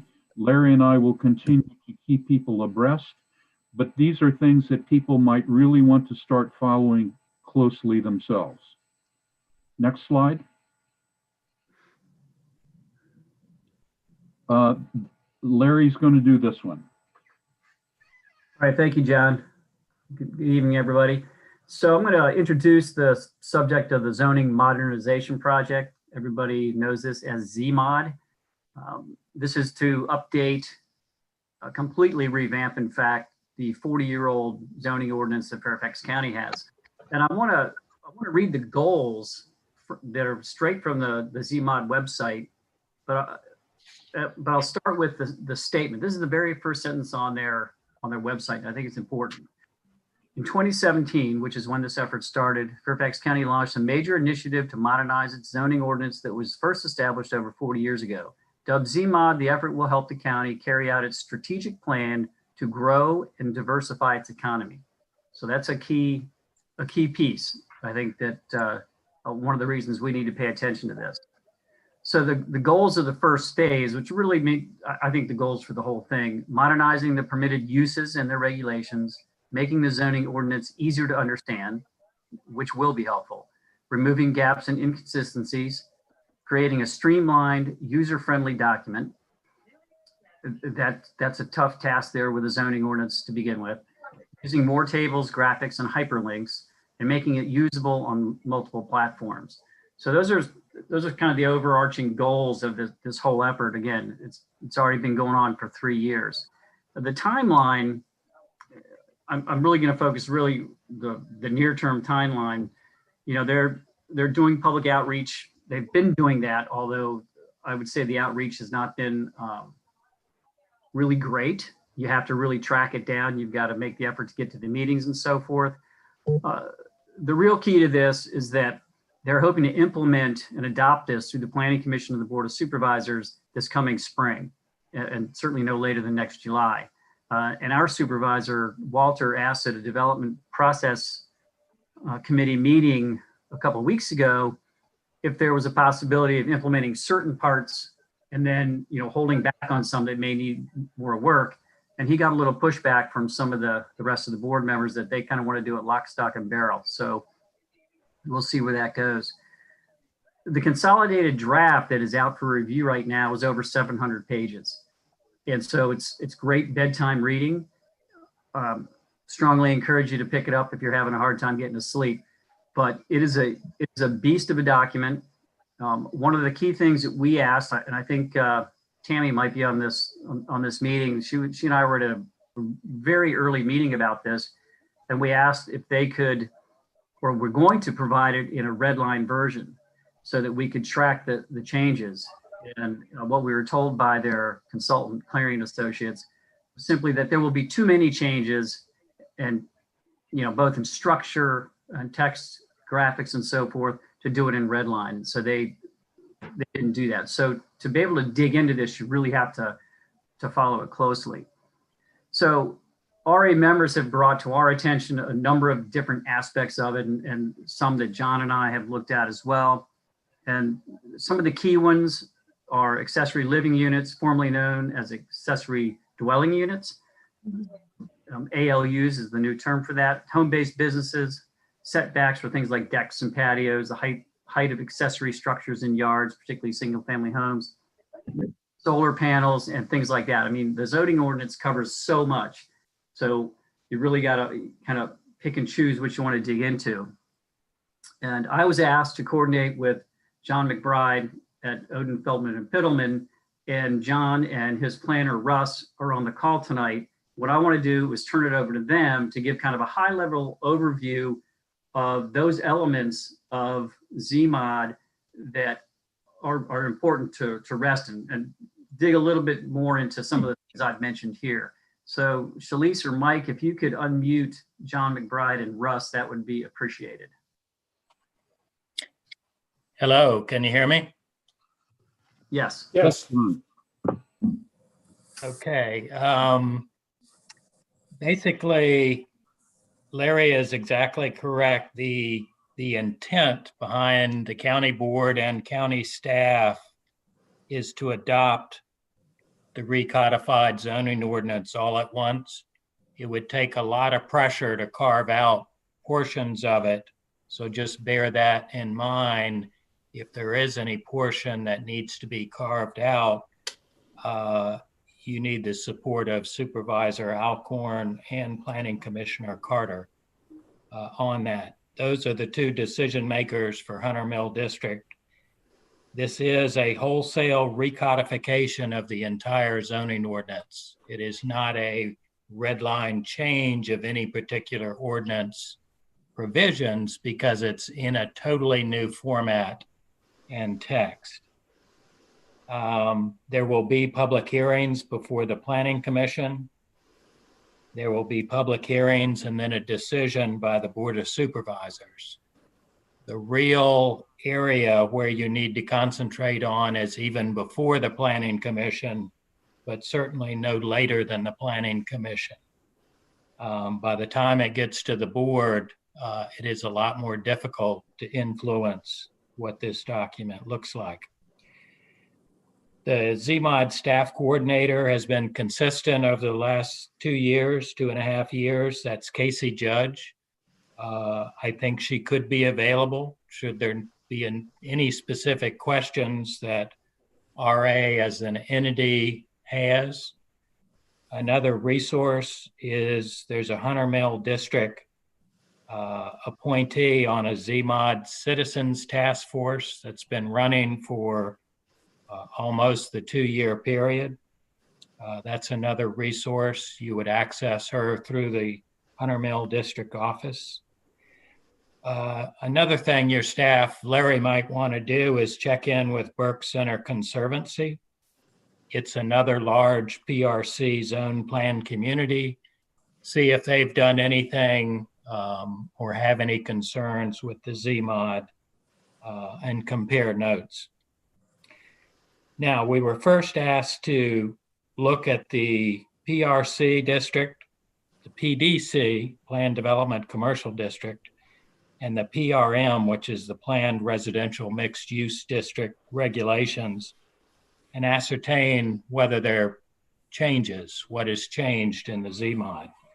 And the reason is in Reston, these are the primary 3 districts that are being utilized to zone and develop land within Reston. So let's take a look at that. We can dispense with that pretty quickly. Remember, the important part in Reston is the overall maximum population cap, which for the PRC district tracks the comprehensive plan that John Mooney talked about. Currently, it's 13 persons per acre. The good news is these planned development districts will be carried forward with no significant changes. What I mean is the current PRC population cap and its maximum density standards for individual developments are carried forward unchanged in the ZMOD project text. The floor area ratios for the PDC and the PRM districts are also carried forward unchanged. So that's good news in that regard. So the battleground on the population cap and the densities within Reston really is going to come on the comp plan amendments that John Mooney and Larry are on your task force. That is a very important effort for Reston Association to focus on. With regard to the planned districts I just mentioned, there is a positive ZMOD change that's been proposed. It is this. Currently, zoning ordinance requirements for planned development districts require only existing public utility easements of 25 feet wide or more to be shown on the proposed development plans. The result of this is that in a public zoning review, you can show great tree save or great landscape plans. However, what's built can be very different and in many instances is very different. Why is that? Well, the reason is because there are many, many utility easements, especially with all the separate fiber utility easements now, that preclude trees and a lot of the landscaping that you see on these plans. That currently only gets known later on in the process. That's why currently so many developments don't look like the beautiful landscape plans you saw at the zoning hearings. So the ZMOD proposes to change that. Zoning application plans are going to be required to show all existing and proposed utility easements, regardless of width. Since all rezonings in Reston now are infill development, this does represent an improvement in the review of early stages, such as zoning development plans. What is shown on the zoning plans will better reflect what can actually be built. This proposed new requirement would require the location and width of all existing and proposed public utility easements. So that is a pretty significant change in a little paragraph that I think will result in what you see at the zoning hearing being what you're going to get in the actual development. So now let's go to the accessory dwelling units, or what will be renamed the accessory living units.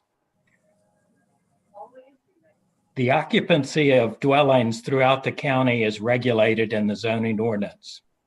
To enforce occupancy restrictions, only one kitchen is allowed in each unit in order to limit its occupancy to only one housekeeping unit is the term. These occupancy restrictions are not changed in the ZMOD project. In addition to the primary housekeeping unit, the current ordinance allows an accessory dwelling unit, which is a second housekeeping unit. Think of it as a second living unit with a kitchen. Right now, under the current ordinance, it's only allowed with special permit zoning approval by the BZA, which is a public zoning process. It's only allowed in single-family dwellings, not townhouses or multifamily units or duplexes. That will continue. And really what it means is currently a second kitchen for elderly or disabled individuals can be allowed through that public zoning process. There currently is an age and a disability requirement or limitation upon these second housekeeping units, which are now going to be called accessory living units. Currently, the cost of the BZA permit and the elderly or disabled requirement of its occupants greatly limits these second households within Reston. Now, the ZMOD project seeks to make it easier to obtain an accessory living unit, provided it meets certain limitations. An owner can obtain an administrative permit, no public zoning hearings, for an accessory living unit and avoid the special permit public zoning process altogether. In order to qualify, it has to be a single family dwelling, and it must have either 3 off-street parking spaces. On-street parking does not count. Or if it's on a private street, as some of the Reston homes are, then it is 4 off-street parking spaces. This is a significant limiting factor within Reston. And remember, it's limited to only single-family dwellings. If the ALU is within the principal dwelling and does not exceed 800 square feet, you can pursue an administrative permit under the proposed regulations. In order to locate an ALU within a freestanding accessory structure, you would need a minimum of 2 acres and have to pursue a special use permit, just like you do now, which is the public zoning process. Within Reston, this is a very limiting factor, the 2-acre lot requirement. There's a key issue here for Reston Association to be interested in. Up for consideration is the complete removal of the age or disability requirement that currently exists. This would make ALUs an affordable housing tool or an income tool for homeowners and may appeal to a larger number of owners of single-family detached dwellings. If so, this could increase the density in many neighborhoods and have a significant impact on both traffic and parking availability within single-family neighborhoods. For the Reston Association, the tracking of ALUs that are done through an administrative permit may be an issue as it relates to membership, especially for the internal or basement second housekeeping units, because then there would be no DRB approval or applications. Reston Association wouldn't even know that these have been issued by the county.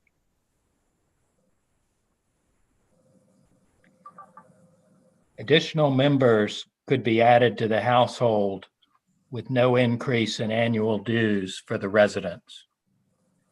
That may or may not be an issue. So that's the parameters. I think the key issue really is to determine whether Reston Association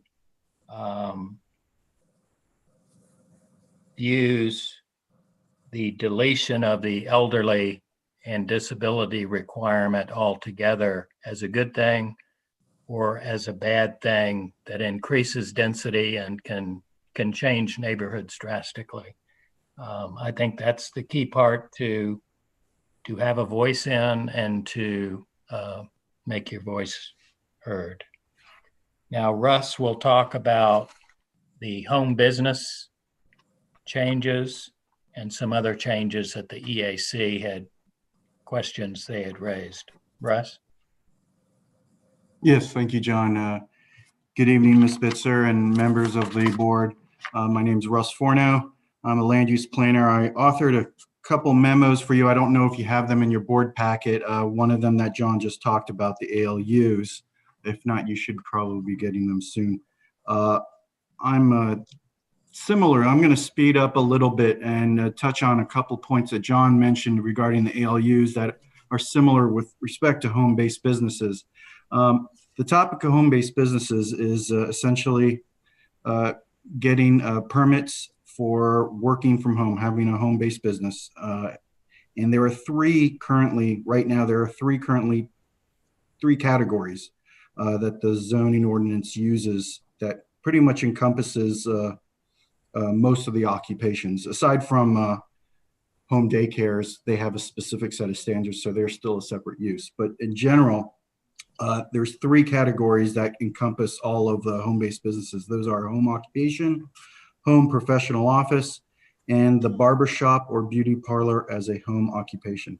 Now, let me stop right there real quick. John had mentioned with the ALUs that one key issue was the impacts or the potential impacts of parking issues and congestion traffic in residential areas. This kind of falls in line as well in some respects, which I'll get into in a moment.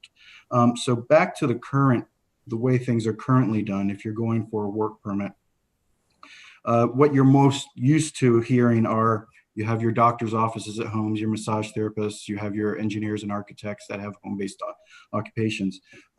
Those are your home professional office. That's a very common one. The other one, as I mentioned, was the barbershop or beauty parlor as a home occupation. That's like a hairdresser, barber, anything that involves personal care services like nails and that sort of thing. And then there's the home occupation. And the home occupation is more of a catch-all if it doesn't fall under home professional office or the other one. And examples of a home occupation would be, for example, schools of special education where class sizes don't exceed more than 4 pupils at a given time or more than 8 pupils in any one day. Another example of a permitted home occupation would be artists and sculptors, dressmakers, home crafts, those sorts of things. Now, back to the home professional office, the most popular one, it seems, that and the barbershop or beauty parlor are currently only allowed by the special public zoning process, the special permit process. So you have to go through the BZA, you have to go through a public hearing, and you have to, in order to get those permits. The home occupation, which I just touched on, those are by right, those are just administrative, and that's more of the catch-all for other types of home-based businesses that don't fall under the other 2. So today, currently, any owner or tenant of a residential property in Reston is able to seek a home occupation permit. The same applies for the home professional office, except if you're zoned R12, R30, PDC, or PRM, you are not allowed to do it currently. The R30, PDC, and PRM zoning districts are within the TSAs. They run along the Dulles corridor. The R12, I only found one area of R12 within the Reston boundary, and that's right on the edge with Herndon.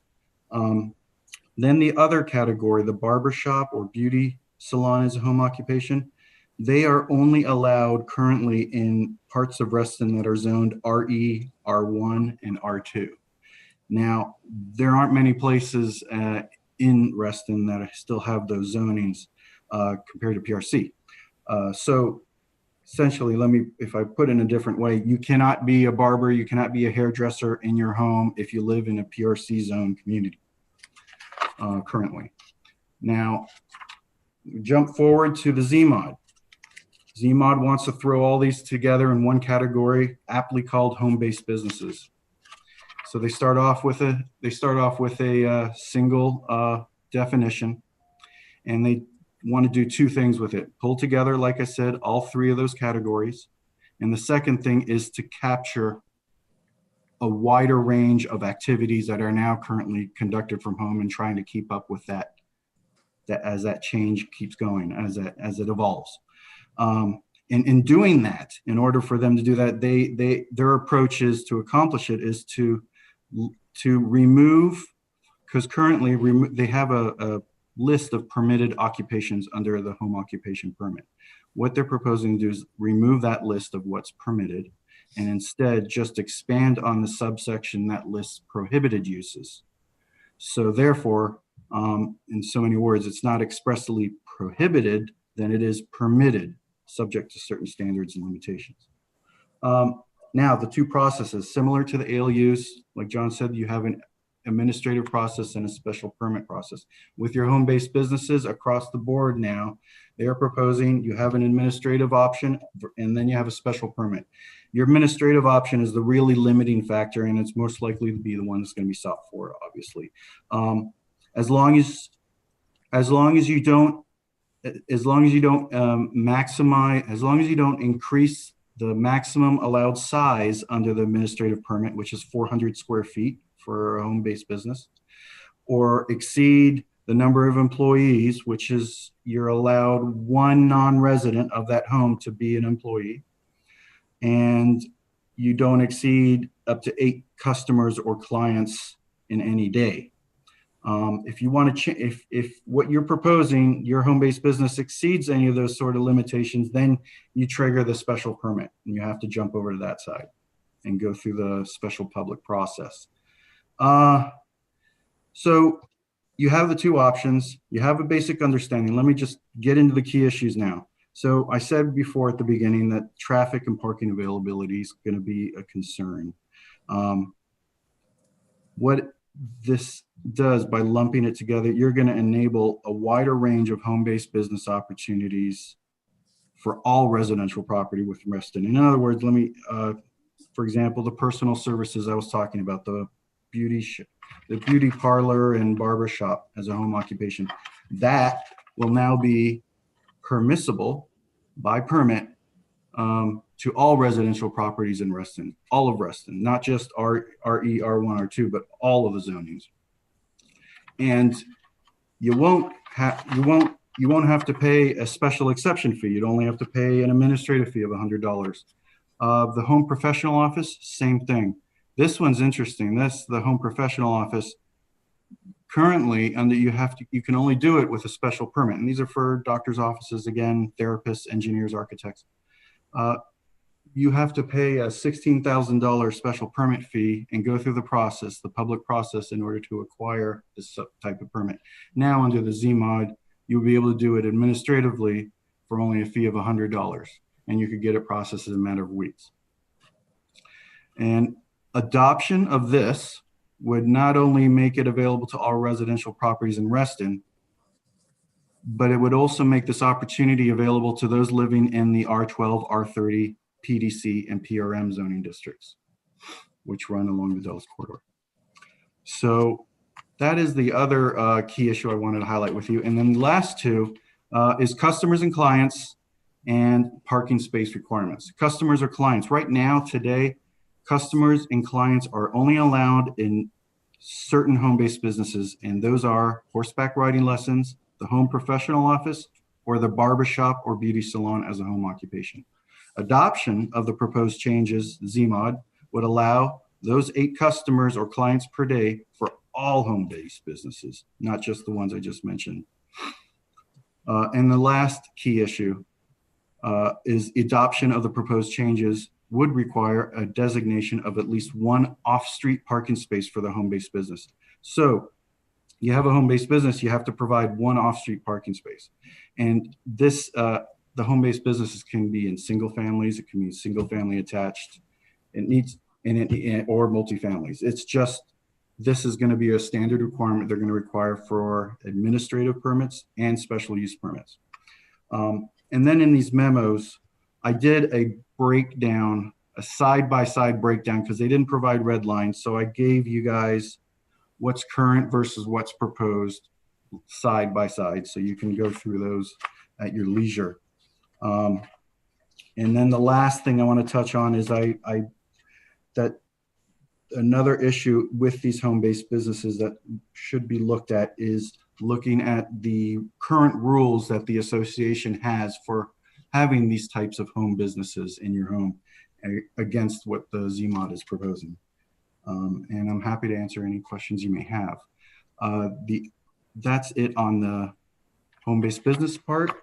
There is a last section which some EAC members had raised some questions about decks and patios and other structures, and I'm happy to answer those questions too, if you have any. Thanks, Russ. Thank you, Russ. So the bottom line is some of this will affect our DR, the county rules will take precedence over our DRB? No. The county, no. No, the county rule, you can take precedence over the county rules because you can be more restrictive. Yeah, they act independently. The problem is confusion among the residents and the people who are trying to get these permits, and the lack of a connection between your covenants and rules, especially on the home-based business, because you have specific criteria for that and it is regulated.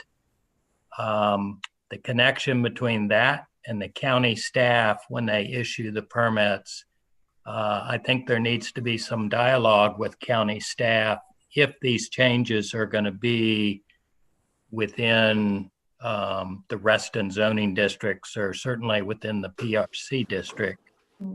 Then there needs to be some mechanism for coordination or acknowledgement or education that if somebody goes in to get a county permit, they're going to be told that in Reston, you better go see the Reston Association. Right. Because there is that disconnect between their limitations and regulations on home-based business and your covenants. Now, the DRB primarily deals with architecture and landscaping, but they do have in your covenants, they do have a provision relating to authority over use of property if it changes from the original designated use. If you get a home-based business of only 400 square feet, is that a change from the original single-family residential use, or is it not? I think that's something for you all to think through and perhaps take a refresh look at some of your covenants as they relate to home-based businesses. John, the ALUs, you mentioned two key factors that perked up my ears, and that was density and traffic. Yes, sir.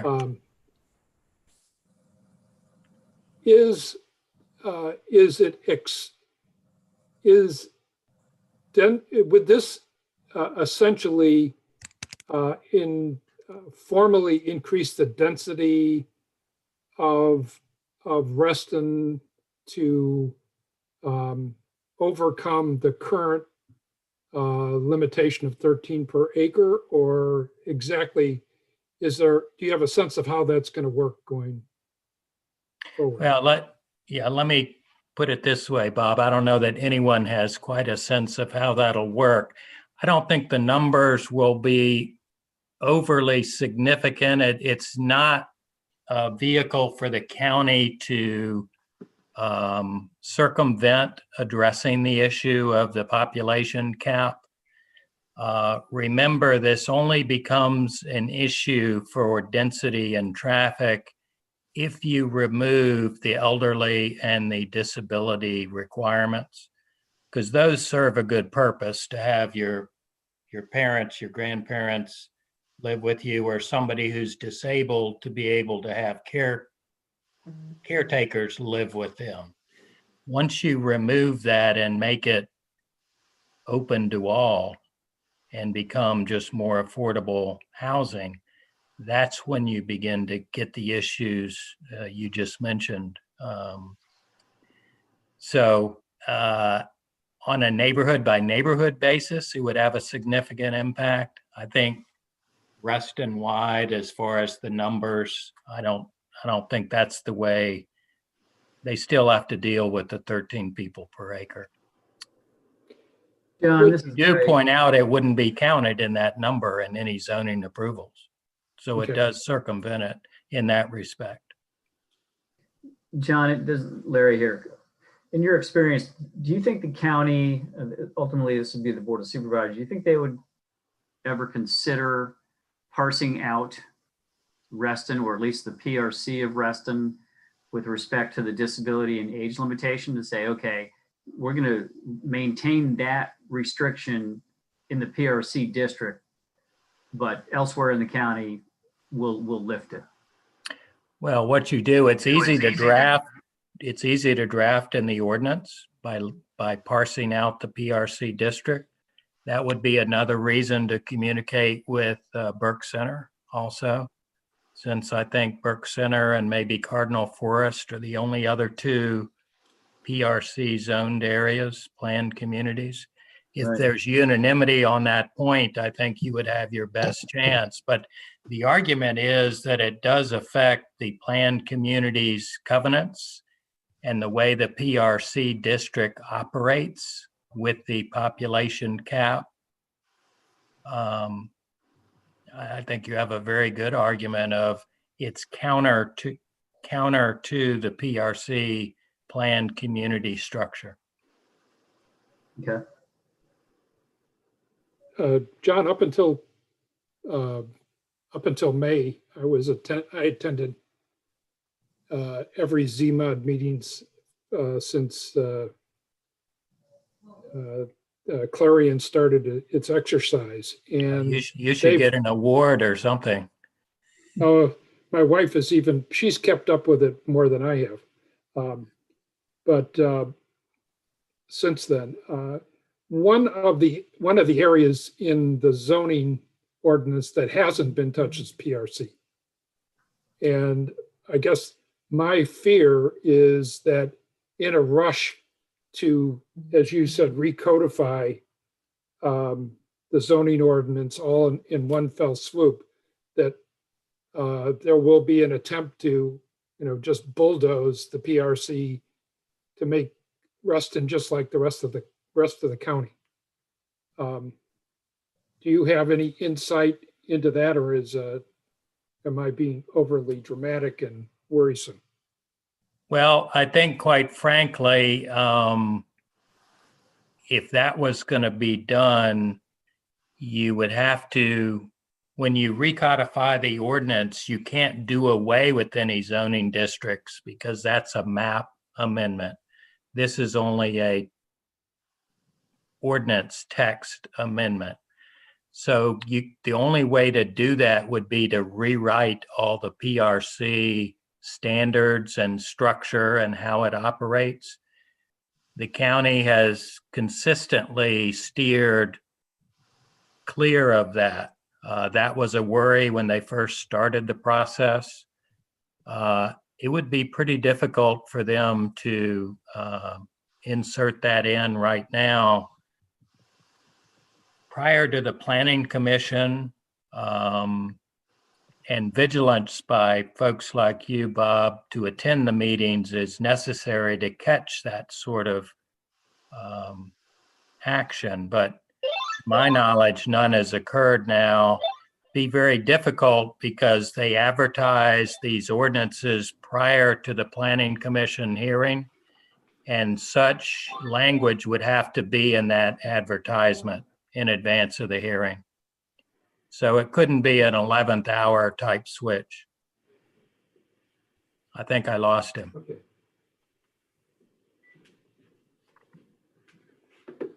I'm still here. Oh, okay.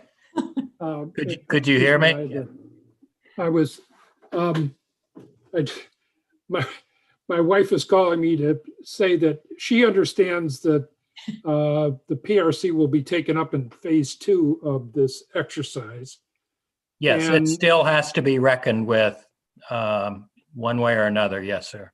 And the concern is because the basic concern is that I've heard expressed by several of the Planning Commission commissioners as well as county staff is that the PRC doesn't make any sense any longer because there isn't one developer or small group of developers. It's much more broad based, and the PRC was codified originally to deal with Bob Simon and his concept of Reston. Well, I think we have an education problem then if that's their opinion, but I agree with you that has been a sentiment of the rest of the county for a long time. And I think it has accelerated. Perhaps the controversy over the population cap might have accelerated that, but we have to stay ever vigilant Mhm. and educate.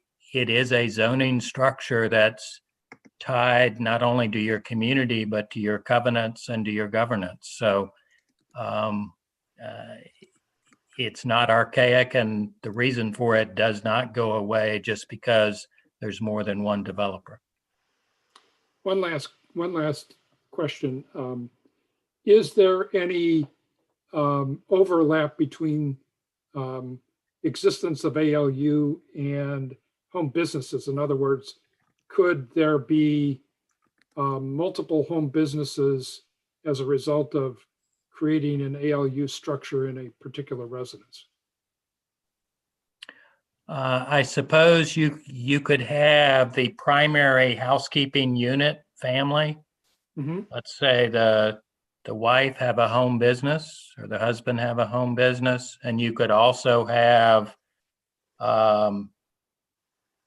your grandparents living there and have a accessory living unit. Let's assume that they don't remove those restrictions. Yeah, you could have those too. You can't, the two are independent, but you could have two within one residence, yes. Okay. But I think the limiting factor is the parking, and it's off-street parking. So you would have to have two spaces instead of one. And that, on most of your developments in Reston, that is a severe restriction, and you can't just pave over your front yard because then you get DRB issues and you get the 30% of impervious surface regulation that the county has. So it probably sounds like more of a problem than it would be due to that. Okay. Thank you. Are there any other questions for John or Russ?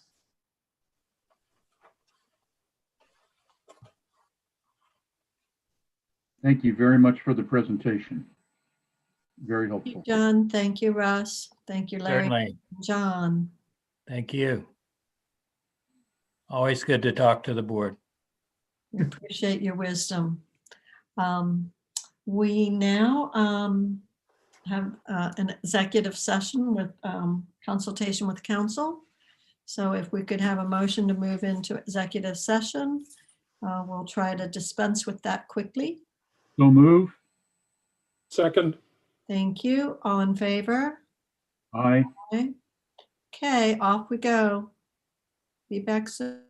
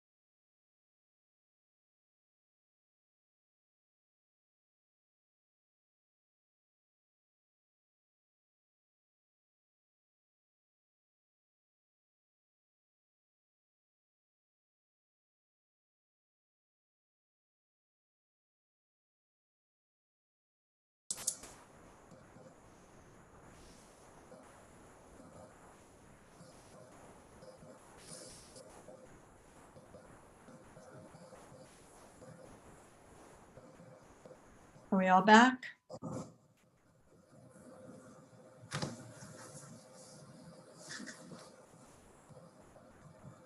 All right.